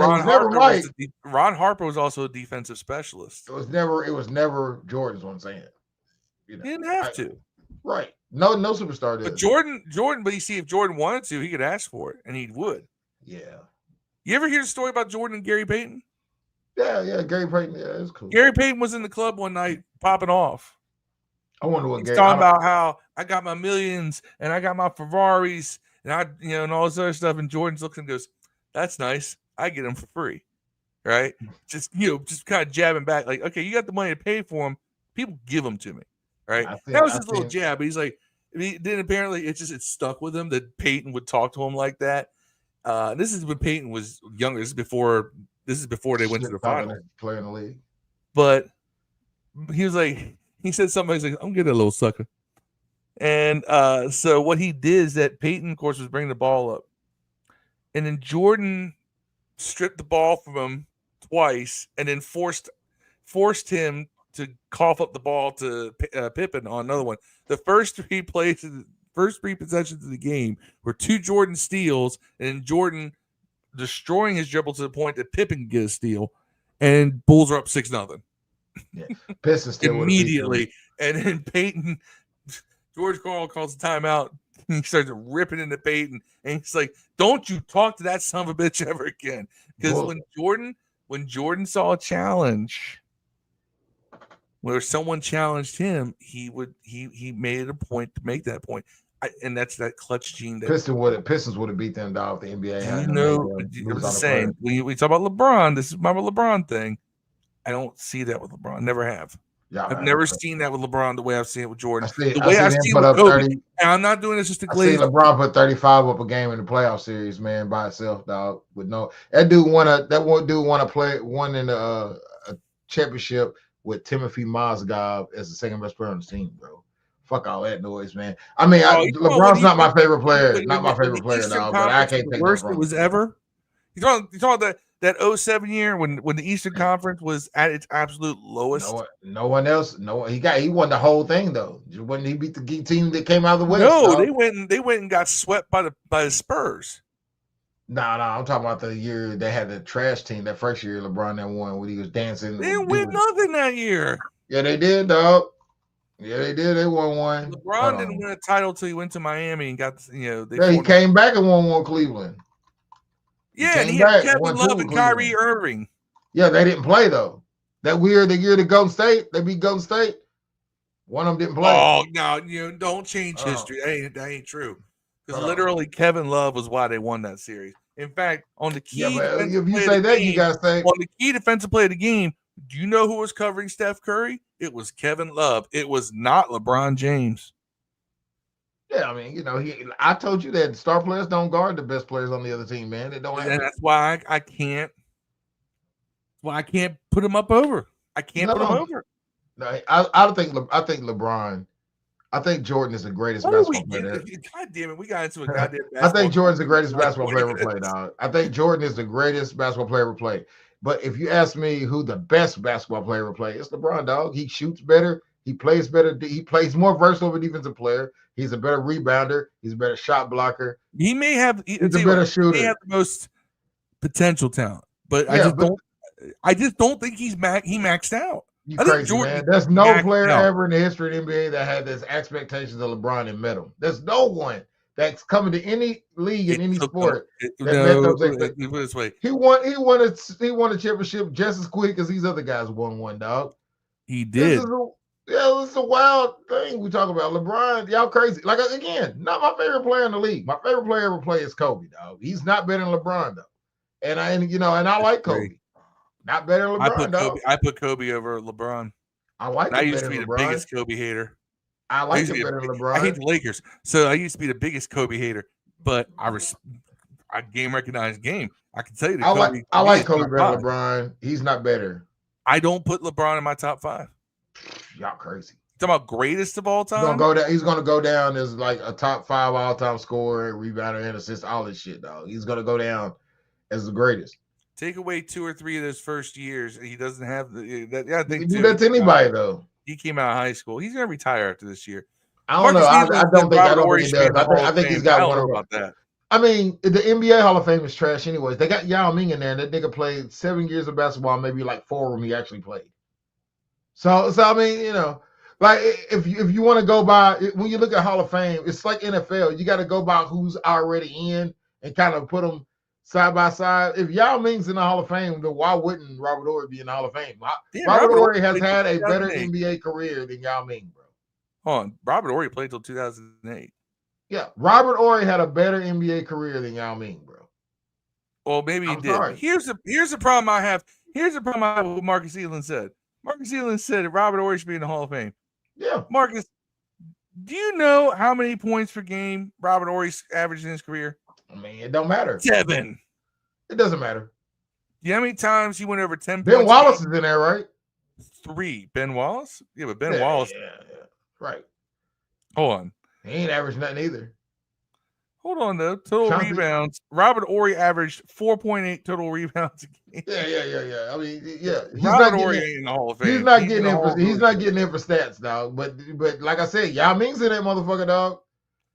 Now, 4 years, basically 4 years of basketball. I bet I don't even think he played that healthy, dog.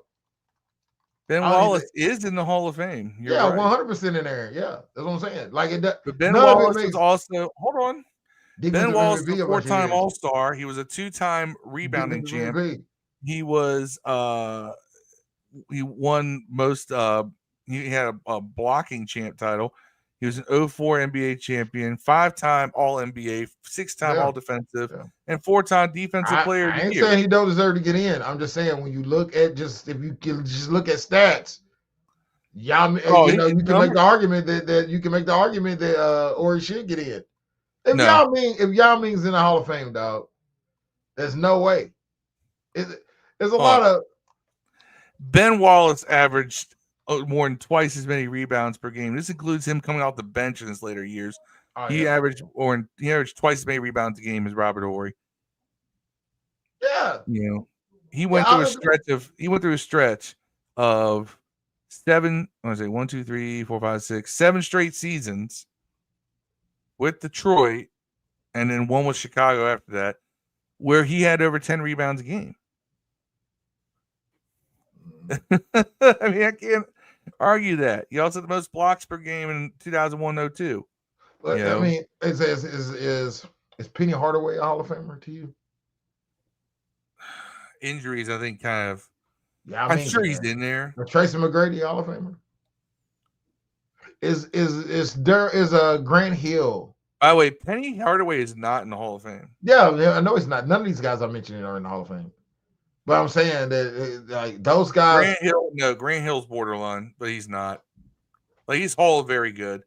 Injuries again, kind of short. But you sounded pretty deliberate in saying that Grant Hill isn't a Hall of Famer, but you're on the fence about Penny Hardaway. I would say no, because Penny Hardaway, I started thinking about it and I was like, is he? And I was like, no, he's not a Hall of Fame. What about Grant Tracy Hill McGrady? Is a Hall of Fame, by the way.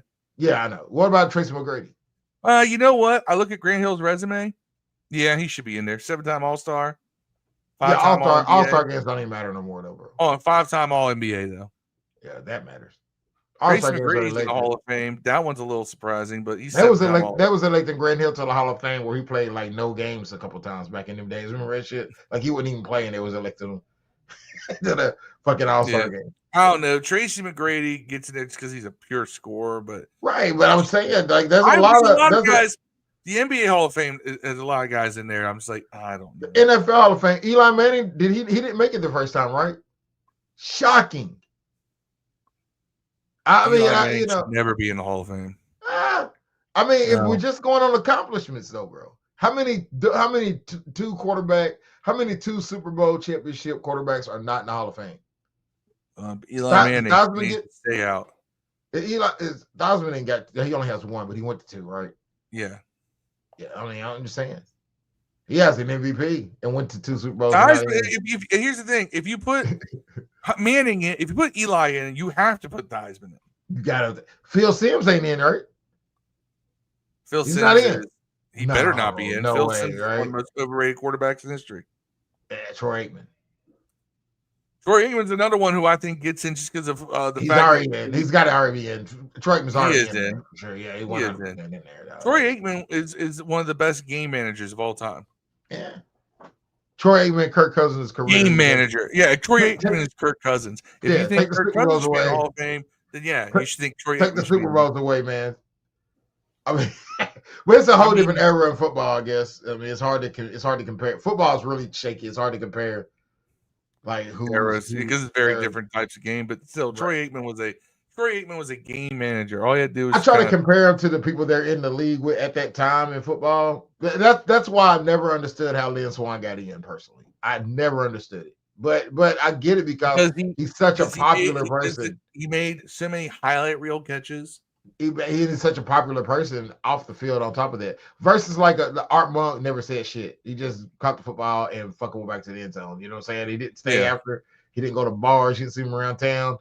Like, and he was a way better receiver than Lynn Swan, and it took him like 16 fucking years of some crazy shit. I think Gary Clark should be in the Hall of Fame. Gary Clark has it. Gary Clark and Michael Irvin has the same numbers, bro. Yeah, but Same Michael Irvin Super did Bowl. because he's Michael Irvin. Same Super Bowls. I guess they got the same numbers.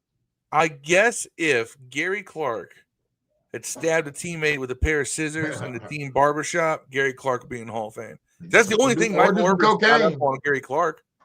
Or do some cocaine. I mean, maybe Gary Clark did that. I don't know. Maybe get busted with a bunch of hookers and cocaine. Yeah. By the way, Michael Irvin, my favorite Hall of Fame speech was Michael Irvin. So, by the way, Kobe says Kobe's better than LeBron James. And Robert Horry had more clutch shots than LeBron James. Absolutely. Nah. I mean, I have a healthy respect for LeBron James. I think he's exceeded his expectations of what you think someone should be at that position, dog. He's done it all, man. Jordan is the GOAT. Yes. Jordan is the GOAT because of a lot of things that aren't basketball related, bro. Like, he did a lot of things that transcend. He's basically the Hulk Hogan of basketball. Like the guy that took wrestling from the army to fucking TV. That's how LeBron's basically the guy who took the NBA from being this league, like second or third best league in sports in America, to being the most international American sport, honestly. Actually, I would say that was Jordan and Kobe, because when Jordan was winning titles is when the NBA started getting international reach that it did not have in the 80s. So I would say Jordan and then Kobe. If you go overseas, I guarantee you that but Kobe's Kobe is God over there. He's like a copy of it. So is Marbury. He's not. They got a statue of Marbury over there, bro. I'm not using him as a barometer of greatness. You know what I'm saying? Go Knicks. You didn't cop yourself a pair of Marburys? The $15. I wish I wanted some when they came out. I ain't gonna front. I'm a Marbury fan, by the way. Another guy. If you just look at stats, probably has the same stats as some guys in the Hall of Fame. Probably. Yeah, he does. 100%. 100%. Marbury definitely helped bring more street ball to it, though. Because it was him. You got guys like him. You guys like definitely not a Hall of Famer by any means. Jason, guys like Jason. He just want to pull up numbers, especially in those years where he actually played, not those last 2 or 3 where he was kind of out of the league and playing with scrubs and shit. But them Minnesota Suns and New York years. Hey, Marbury was, as far as point guards go, he was always in the top level. Yeah, he just couldn't get along with his coaches for shit. All right, let's finish this video up. We only got a little bit left. But I just want to ask you about the Lamar Jackson thing. I wanted to ask you the Lamar Jackson thing because I knew that you're a big Lamar fan. So I'm glad you're optimistic on Daniels like that. Another running quarterback was destroying NFL defenses with the precision of a seasoned pro. Clutch performance after clutch performance, Jaden looked too calm to the media, when in reality, he was too prepared. Washington would end up becoming the hottest feel-good story of the NFL season after years of being tormented by former owner Osama bin Laden. They would make it all the way to the NFC Championship game before. Hold up, this is for everybody. One more time. Photoshopped him in a Bin Laden outfit, dog. That's diabolical, bro. I don't want to see these jackasses win on Super Bowl. Washington would end up becoming the hottest feel-good story of the NFL season after years of being tormented by former. bro. It's diabolical because you know Snyder's a very he's a Jewish guy, dog. You know what I'm saying? And you got him dressed up in a I didn't know guys who hate Jewish people's looks. It's kind of entertain me in traffic. That was a long drive. We didn't intend to go this long tonight, but that's how we do. Especially when Steve's not here to tell us to shut up. Y'all some LeBron haters, bro. Yeah, I'm not a LeBron hater. I like LeBron. He's top 10. He's not my favorite player. He's not ever been my favorite player in the league, but I do think LeBron is the best player. He's the best basketball player I've ever seen, bro. As far as just basketball, all this extra shit. I can't agree with that. Winning championships is a team sport, dog. Y'all don't think we would have won championships on the '90s Bulls? Y'all crazy, bro.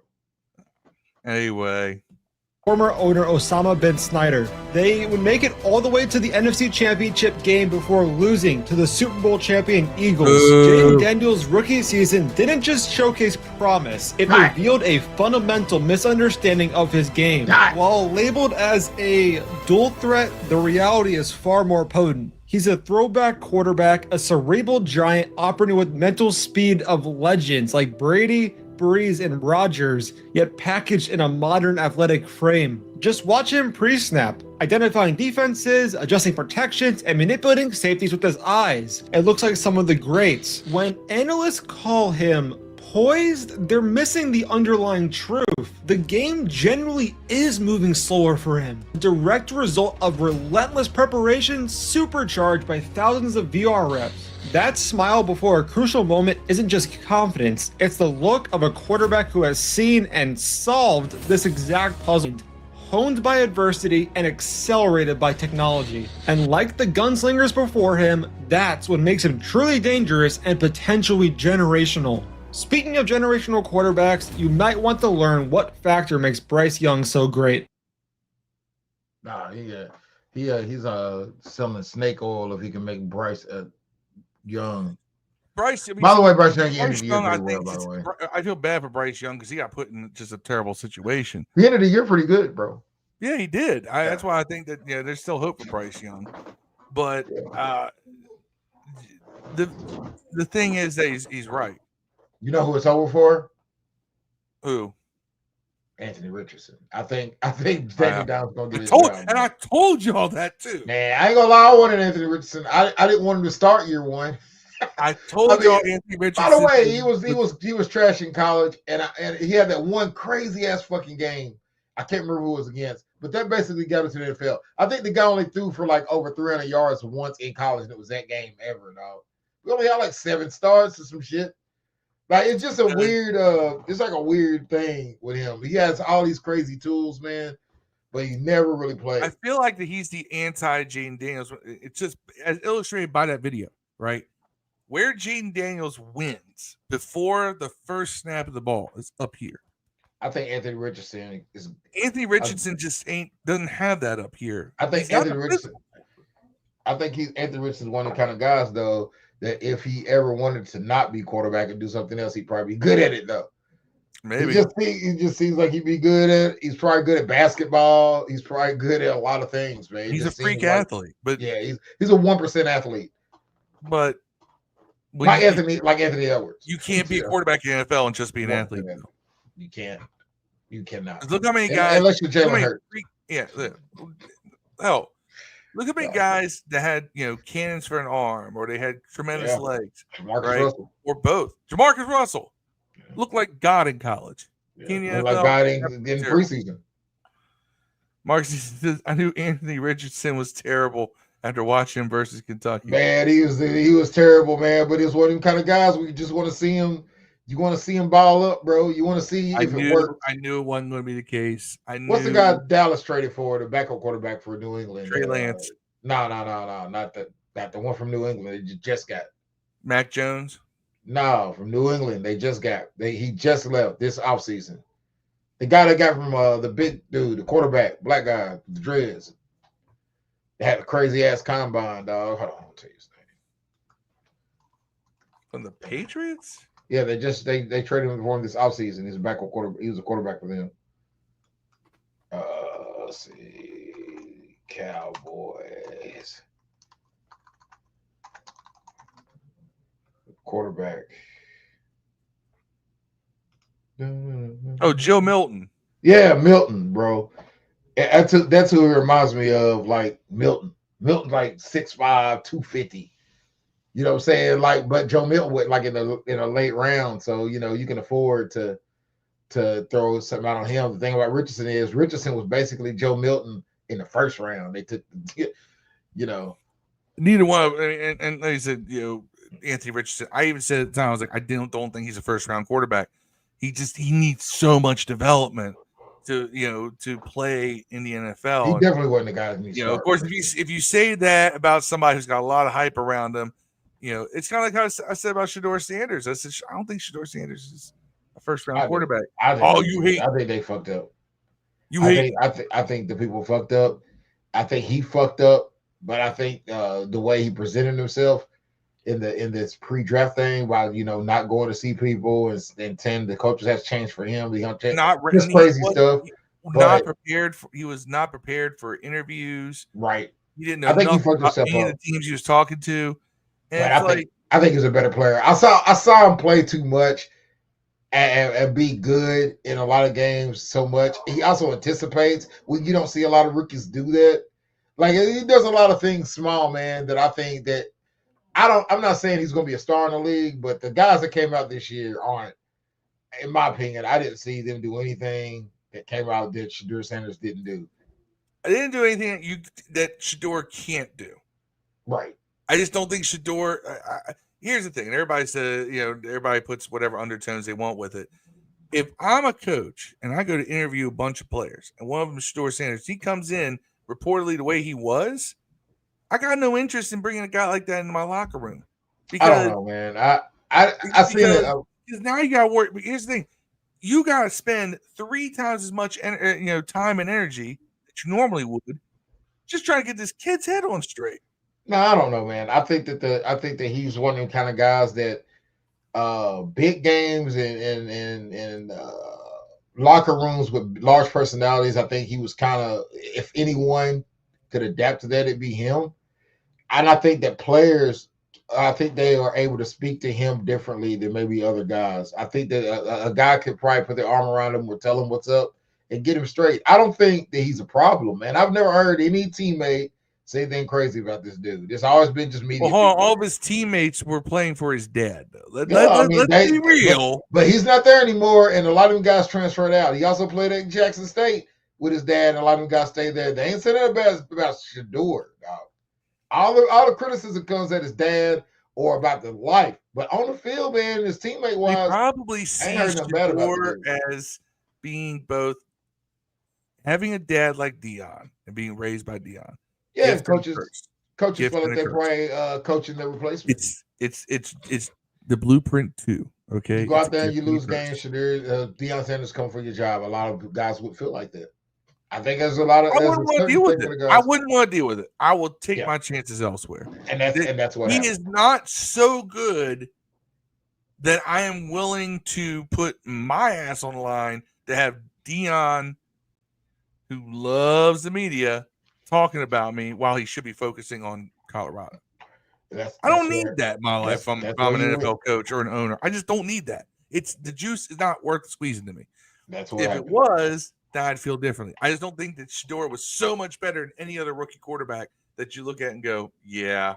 I think you gotta. I think he was better than everybody that came out except for Tyler Shudd. No, I was joking. I'm joking about that. That's a troll comment. But definitely L1C4. But definitely, I think from a quarterback, what I saw out of guys that came out this year, I thought that guy was better than all of them. I just think it's nuts that he's on a 5 quarterback roster. I think he's better. I think after Flacco, he's the best quarterback on that team. Think he's better than Deshaun Watson? 100%. Right now, Deshaun Watson, 100%, bro. Ooh, okay, hold on. Actually, let me go back to that. That reminds me, because they got Joe Flacco, they got Deshaun Watson, they got Cody Pickett, Kenny Pickett, they got Shedeur Sanders, and they got Dylan Gabriel. Yeah. Why? Dylan Gabriel might be the second or third best quarterback on that team. Dylan Gabriel, don't sleep on Dylan Gabriel, by the way. That kicking ball. Shedeur looks good in practice now. Obviously it's 7-on-7s, and he might be playing against the third or fourth string guys that's never going to make it in those 7-on-7s. I don't know how the Browns run their camp, but the way we run our camp, if you're the third or fourth quarterback, man, them guys you're throwing against aren't probably going to be playing on Sunday, bro. So you don't get a lot of snaps. You might get 6 or 7 fucking plays a day. But I think Shedeur's making the best of those. Preseason is going to be interesting. Do we play Cleveland in preseason? But Cleveland is going to be a fun watch, man, just to see that. Do the Cleveland Browns dress 4 quarterbacks? Because if you put that guy's Shedeur's not going to stay on the practice squad. We do not play the Browns. We play the Bengals. Dylan and Sanders both. Neither one is going to make it on the practice squad. They will be grabbed up quick. They won't make it a day on practice squad, bro. So are you going to like make one of them ineligible, or do you get rid of Cody? Whoever wins the starting job, either Pickett or I guess it's your boy Flacco. I guess you would have to cut the other one of those, right? No. By the way, Aaron Rodgers, I think he's at Pittsburgh today. He announced, Yep, he's signed with Pittsburgh today. So that takes that out of the. I'm just. I mean, we gotta get Tree back on here to talk about that. I mean, it just takes a quarterback off of Pittsburgh's radar, though. Like, you know what I'm saying? So I'm like, what do you do if you're Cleveland? I mean, why would you? What do you do if you're Cleveland? You've got 5 quarterbacks up there, and none of them. Watson's like out for the season. Watson's out for the season. He's not coming back. He's injured. He's not a factor in this. So you have Flacco and Pickett. One of those guys is going to be on the bench. Why would you need a veteran quarterback on the bench? On a team that's trying to do something. They're not, though. I think it's weird. It's a weird situation, but that ownership group up there is really weird. Hey, Shadir Sanders, man. Just like if I'm the Saints, I start Tyler Shug immediately, dog. And I would start Dylan Gabriel or Shadir Sanders immediately if I'm the Browns. What do you have to lose, man? Because next year, one of the better crop of quarterbacks in the last recent years is coming out, dog. So you might as well see what you got now, just in case, because you don't want to be in a situation where you haven't seen what these guys can do, and then you're picking in the top 5 next year. All I'm going to say is that I'm just happy that we are not part of any of these damn discussions. That's right. These are questions we normally would ask. We won't have to deal with them hopefully for at least a decade. You know, because we're gonna get Jane for 5 years on the rookie deal, and then we're gonna sign him to a big contract. He's gonna make big in a we year, won't have to worry about this till he's in his, till he's about 33, 34 years old. Which is like next year. That's the Jaden old joke. Oh, we're doing that now. Yeah. We like old man Jaden. The golden quarterback. Anyway, last but not least, Commanders pay Terry. You definitely pay. Yeah. Hey Terry, you're gonna be overpaying him, but you need to do it. You'll be overpaying him now, but in 3 to 4 years, he will look like a bargain, just like it did last time. Pay the man. Anyway, Monday, Steve will be back to keep this thing a lot more focused. We won't have 30-minute tangents about LeBron now. We didn't even talk about Elon Musk and Donald Trump. We're not gonna be debating on whether or not Robert Horry should be in the Hall of Fame. None of that. We didn't even argue about Donald Trump and Elon Musk arguing with each other. No, we're gonna let that handle over the weekend. By the way, go Elon on that one. I wonder if they can do a diss song on each other. Who you have winning it? Elon is dropping. If they did a diss song, who do you think wins? Elon is dropping nukes right now. You think if Elon and Donald Trump got in a rap battle, who do you think will win this? It'd be kind of like you're gonna like this one. It's gonna be kind of like somebody got AI to make that happen. It's gonna be like Takeover versus Ether, right? Takeover was one verse, landed a lot of punches. Ether was like 3 verses, but there was a lot of just like, you're gay. Yeah, I always felt, it's very unpopular. Like, best you got, Nas. I mean, and Nas is one of the best lyricists of all time. And look, Ether is a verb in hip hop now. It's a very unpopular opinion.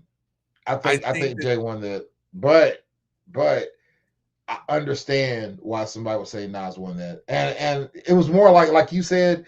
I think that the Ether album was more of a joke, like kind of the high school dozens we play each other. Your mama is so fat. It was kind of like one of those, mustache having compared to, you know what I'm saying? But Takeover was, dude, man, it was like telling you your whole career's lame. You ain't had a hit in 10 years. You got one classic. And at the time, it made you think they might be right. You know what I'm saying? And that's why I felt like, and then you follow up with Super Ugly and Meet the Parents. Not Meet the Parents, but the Blueprint 2, the one he talked about, which is the one that he Jungle. Should. Is it Black Girl Lost Shorty or for Ice? Yeah. I'm just saying, like I'm like, man, that's, and all those were like personal hits, man. They weren't like you old and you doing Tybo. That's hilarious. You look like a camel. That's fucking hilarious.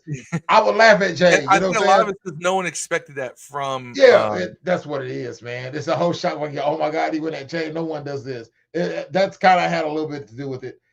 Like I said, though, I get why people would think not. But I mean, even like the Stillmatic freestyle, like I said, it's weird because you look back at it, it's like you couldn't use the Stillmatic freestyle that kind of kicked it off was, you know, the whole line where he says, "Is he H to the Izzo, M to the Izzo, you know, for Sizzle, you homo, you're the rapping version of Cisco."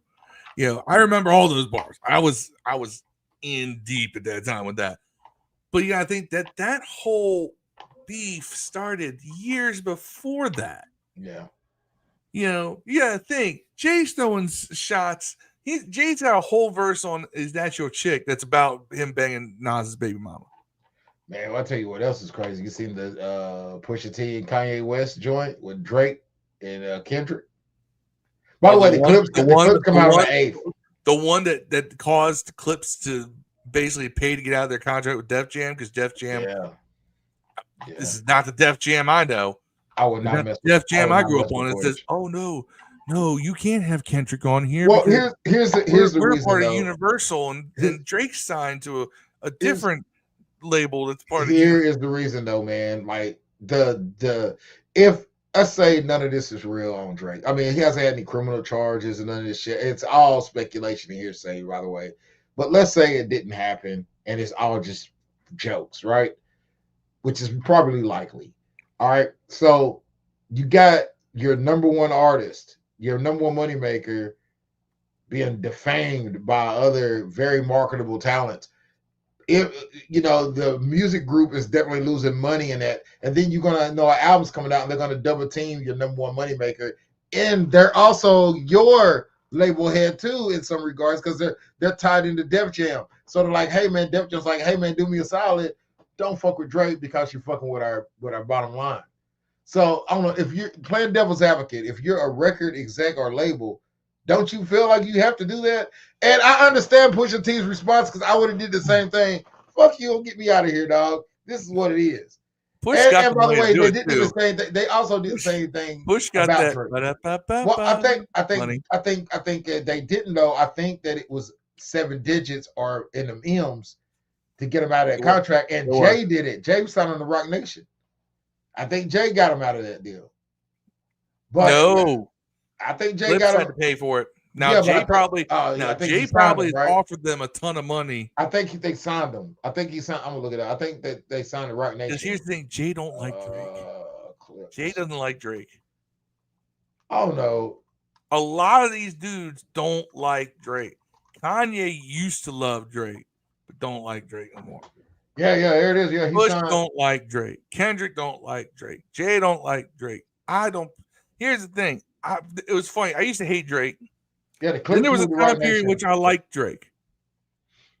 Like Views era Drake, I like you know, Jumpman was, you know, great joint.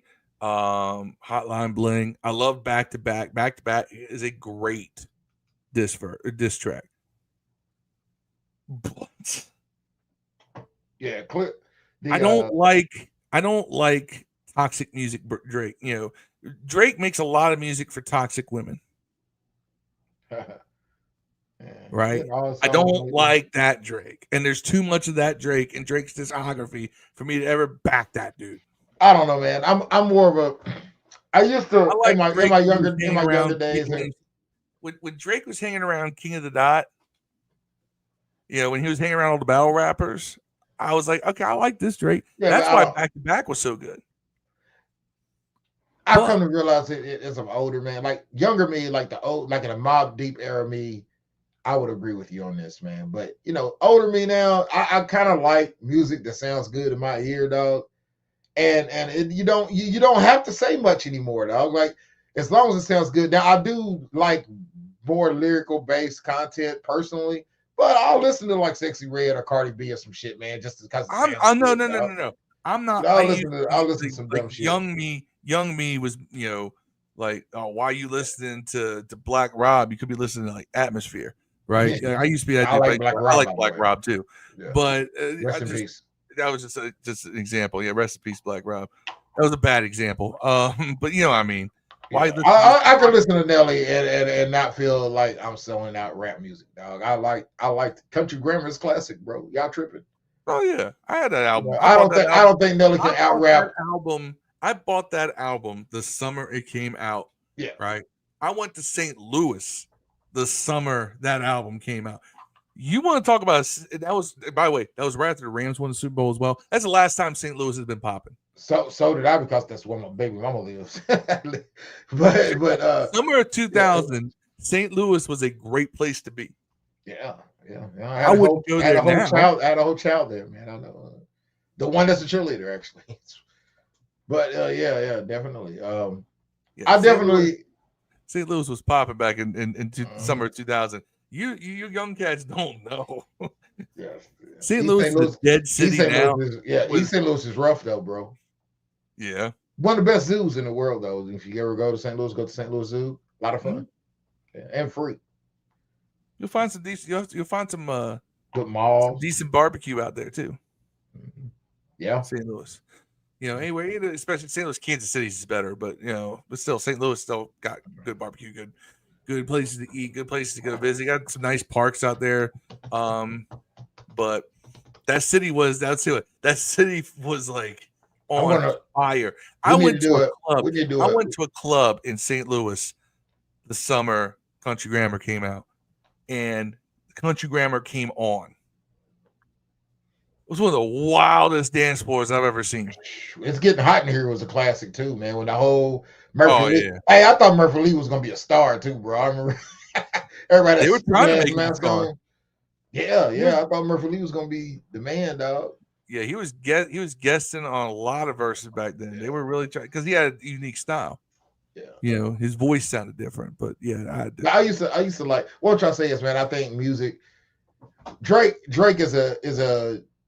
I think he is a transcending artist, man, and I know a lot of people don't hear that. Drake is going to go down as an all-time artist, man, because of his achievements. Because he changed the game. Honestly, everybody is doing them same kind of songs now, bro. Like I know, I don't really care for it. I never like. Okay, for instance. By the way, Drake's not young. By the way, he's almost a 40-year-old man. He's mid 30-year-old fucking man, dog. That's me and Drake. If I had gone to high school with Drake. Like we would have been in high school at the same time. Like you would have been a couple grades below me, right? But that's part of Drake's problem is that Drake wants to be 25 again so bad. I mean, he created that whole lane though, to some respect. Maybe, but yeah, that's the thing is though is that like you listen to a song like okay, I don't like a lot of the shit he does. All right, and it's funny because a lot of songs I just can't stand. Are his biggest hits like I don't like Take Care. I think the fact that he didn't. I don't like One Dance. I don't like God's Plan. God's Plan is good. I think that he. I don't know. I like Drake, man. I'm not a buying Drake album. I'm more. Pusha T's. If I had to name my favorite artist, not the best, my favorite artist, Pusha T would be on the short list of that. He'd be in the top 2. As my favorite, like if you ask me to play something I want to listen to right now and drive out of town, I'm gonna play Pusha T every time in there, dog. He's probably one of my favorite artists to listen to because he sounds good in my ear and he says shit. He checks all the boxes, dog. Jay's the same way, checks all the boxes. He gives you a little bit of everything, dog. Jay, anyways, Pusha just talks about dope, but his cadences, his but music, he does it well. His song, yeah, he does. He's the best at that, dog. And there's nothing you can't take that away from him. But I don't know, just like I said, like when Drake wants to rap, like like back to back, stuff like that, Jumpman. Like when he's actually like rapping, man, like he can do all right. I mean, look, Family Matters. I think he don't write. I think Family Matters was a decent diss track. I mean, people found out he don't write. I think it fucked him. Huh? When people found out he didn't write, I think they fucked. And I think he does write. I just don't. Well, no, because he's written for other people. Yeah, but that's the thing is that you can't write for other people and then have people write for you. It's like rap's not a collaborative sport. Even though every other genre of music, Michael Jackson didn't write his songs, bro. Beyonce don't write her songs. Like y'all out here tripping. But But I Do get you it. It's think- hip hop, so you got to do it. Do you think Beans wrote all those freestyles against Jada? No, that was all state property. That's why everyone member of state property knows all the verses to Beans' verses and that whole back and forth. Oh no. No, it's true. They would all get in the studio and write these things Well, it's together. usually how all music is done. Like if a Anytime bunch you of people in work- the studio work- making it, they're all Anytime collaborators. you roll the click, you're going to have people, with you. You're going to get bars from them. That's just natural. But like reference tracks, things like that, that's not something that happens in hip hop very often, where someone else can rap a whole song and you just like, okay, do this but better, right? Put your own flavor in it. Cool. That's what Drake did with a lot of stuff, and a lot of people are like, but at the same time, is Drake a rapper? Yes, but is he a full-time rapper? No. Drake does R&B music that he happens to be rapping over. But he makes a lot. He makes a lot. There's not much R&B He makes anymore. a lot of music for toxic bitches. I'm sorry. And and it's just like it's the kind of music for women who post, if you can't handle me at my worst, you don't deserve me at my best. For those types of women, right? And I'm just like, y'all really roll with this dude, huh? He makes you feel validated, doesn't he? I like it. Drake's all right, man. I ain't got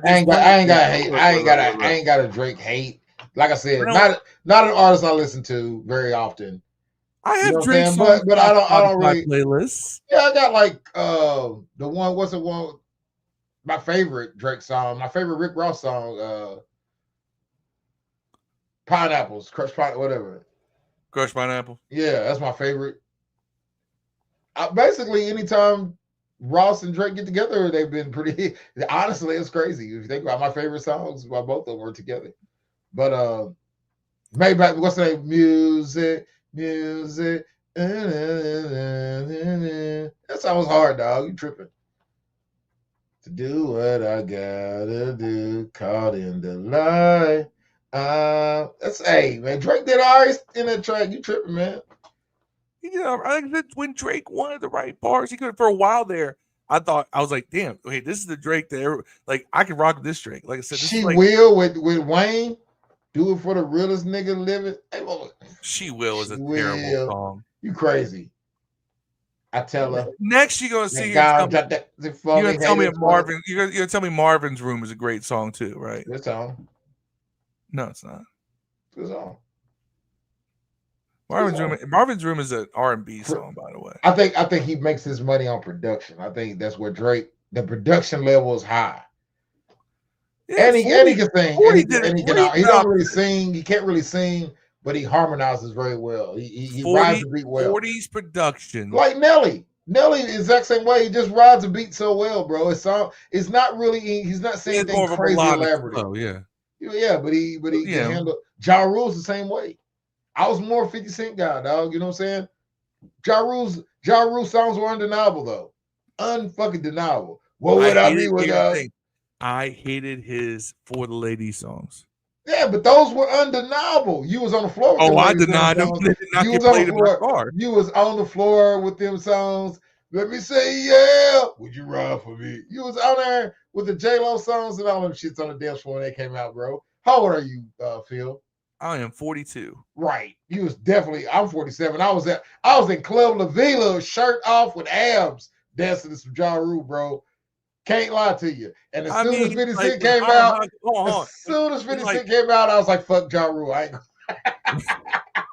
ain't go for it. But I like, when Ja Rule was in that verses, dog, I was rooting for Ja. Ja Rule killed them niggas in it. No one's beating Ja Rule in verses now, dog. He can't lose. I almost wanted the Fire Fest to work because Ja Rule, bro. Always on time between me and you. Like I couldn't stand them joints. I like how Fat Joe and him, Fat Joe and Oliver and Ja Rule, man. That by the way. Here's the thing. He was good for a guest verse, like What's Love, but with Fat Joe and all. I can rock with that. But I was more a fan of 6 Feet Underground Ja Rule. I was a fan of Holla Holla Ja Rule. Holla Holla. That's a good song too. Yeah. 6 Feet Underground is probably my favorite Ja Rule song. Ja Rule, man, he was Drake before Drake. It was Nelly, Ja Rule, Drake. LL Cool J might have been a little before. He didn't really sing. LL birthed all that. Yeah, he didn't really sing, but he had the singing in the song. And by the way, LL is my alone in favorite room rapper of all because I time. stare at the wall, wasn't in the back of my mind. And you know, LL Cool J, like it was just. I think I like music that's fun. I can appreciate fun songs, bro. It's a fun song. He makes fun music, man. Yeah, I get it. But Pusha T's gonna smash him in Wayne so bad here on the 8th, man. I can't wait to see this happen. It's gonna be dirty, y'all. If y'all are still listening, that look, Clips and Kendrick going at Drake. And all Wayne. These guys got something to say. And Wayne too, bro. Huh? And Wayne too. It's basically the beef all started with Wayne and the Clips. Yeah, like that's where it all came from. He's been hitting Wayne for years, and Wayne's never. He had that "Fuck Pusha T" song, wasn't really good. By the way, which comes out with Exodus. I listen to the Carter 4 about once or twice a week, from top to back every time. Carter 4 is in that level for you. It's my favorite. It's my favorite Wayne album. See, I'm more of a Carter 2 guy. See, I know people like Carter 5 or Carter the one with the lollipop. I think that's 5.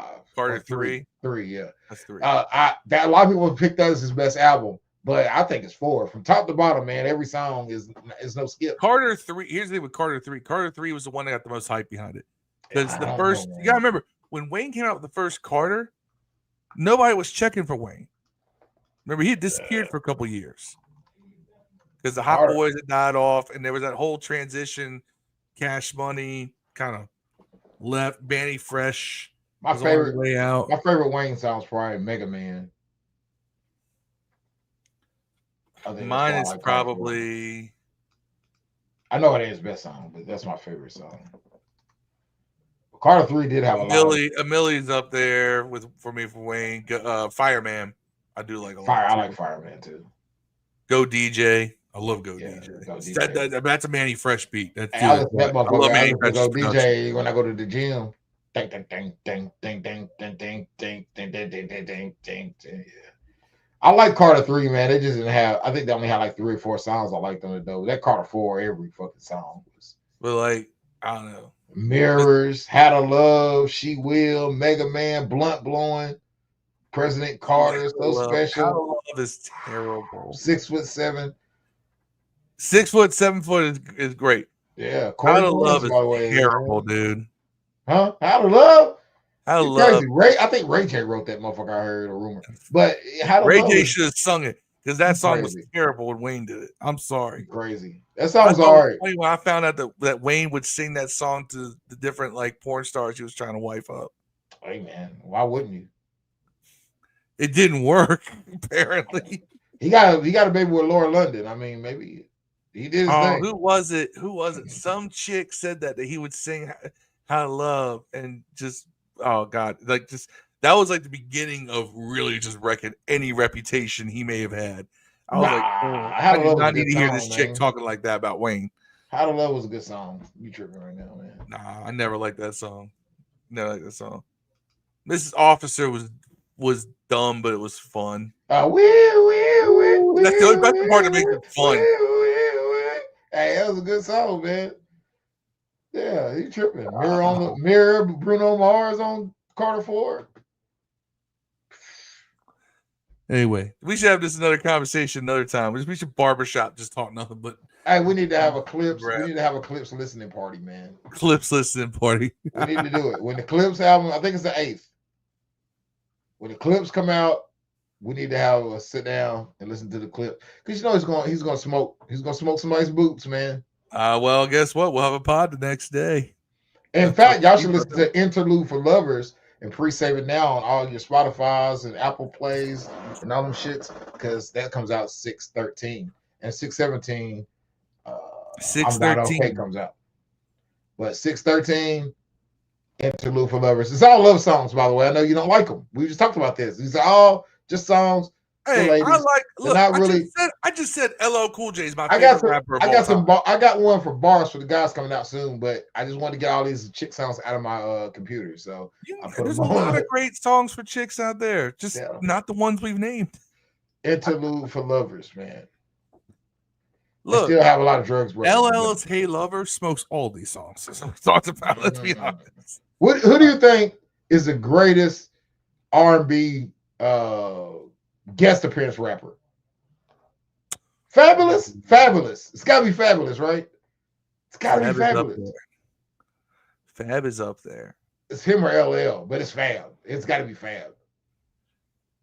LL went backwards with that though. Like LL's thing was that he did do a lot of guest appearances. Usually it was someone with guest appearance on his shit. LSG and LL Cool J had one though. I remember that one because it was a fucking video was funny. I'm curious. Yeah, that video was funny because LL like stiff armed some like little kid on a football field.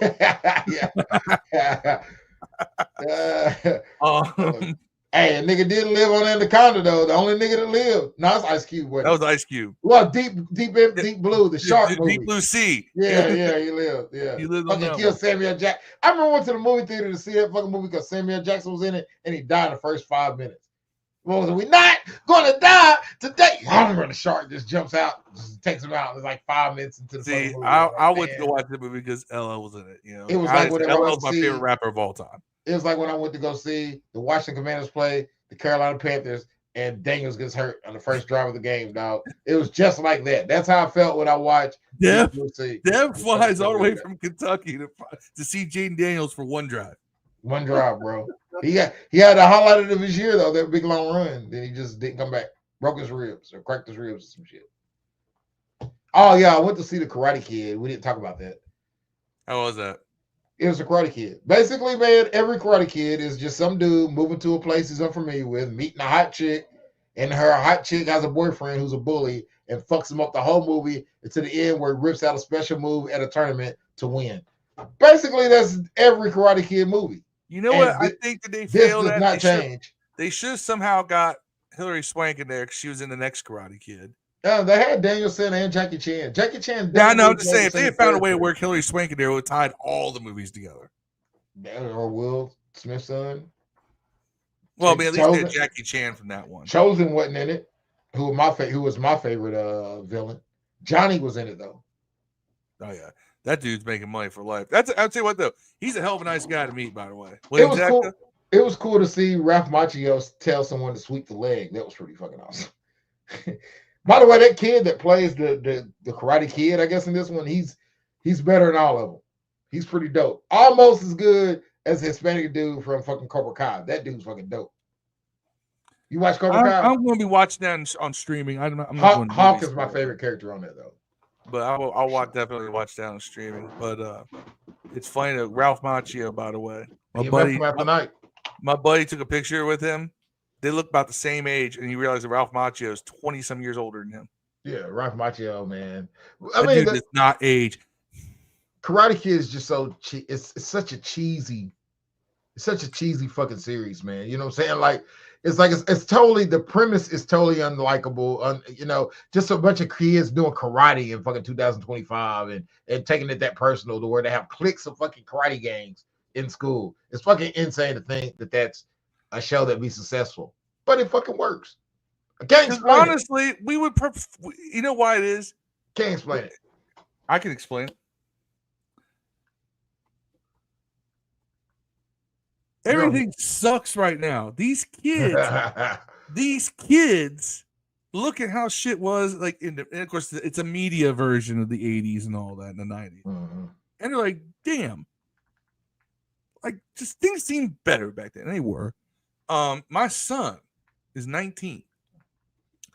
I broke out all my high school yearbooks. I found them in a box. I was like, oh shit. So I put them up. They're up here on my shelf. And he started reading through them. He goes, damn, he says, I would have had so much fun back then.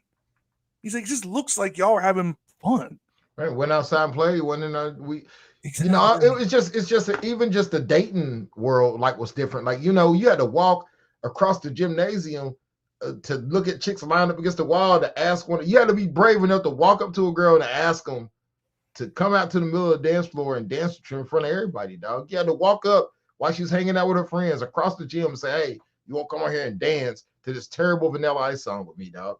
That's what you had to do back then, bro. To even finger bang a chick. Like you, you know what I'm saying? Like you had to have guts. You know how many times you got turned down as a kid, bro? I was just talking about this the other day. I was like, Bill's remember in high school when like making out was like a big deal? Dude. Now you be doing that, you're just like, wow, we still got You clothes had to on. call a chick's house and ask her dad to speak to her. And you Yeah. didn't even know if the motherfucker was on the other line or not. Why are you talking to her, dog? That used to be the life. Wasn't no cell phones, going online and hooking up. You know what I'm saying? That shit was crazy. I had a little bit of that because we had like I was in high school during dial-up days. Right? So you was in I was in college when cell phones broke out, man. Yeah, I didn't have a cell phone. Very seldom anyone had them. Very seldom I didn't have a cell phone until I was 19, 20. I got one at 18. But I had dial-up. So I had AOL Instant Messenger. So if people wanted to find me, I just put it on my message, basically saying, this is where I'm at. Put it on my away message. So people just look at my profile and be like, oh, he's over at Kurt's house. Oh, he's hanging out at this party. He's over here. Like they could find me if they wanted to find me. Yeah. I just left it like that. But you got to get in your car, go drive to where I am and go find me. Imagine living in a town where you eat good food and you take a picture of it and post it for everybody, dog. Like that was an era. You know what I'm saying? You didn't look at someone else's plate. You didn't know what they were doing at all times. Yeah. It's a weird world we live in now, man. But our generation is lucky enough to have lived in that era and in this one. These kids are just living in this one. They don't understand shit, bro. They don't. Well, that's because we lived in that era. We lived in that era. We look at and we would go, God, I'm glad no one was here to record that. Now there's always someone there to record that. You would have been at Cassie's house, wouldn't you? You'd have had the baby oil on and everything at Cassie's.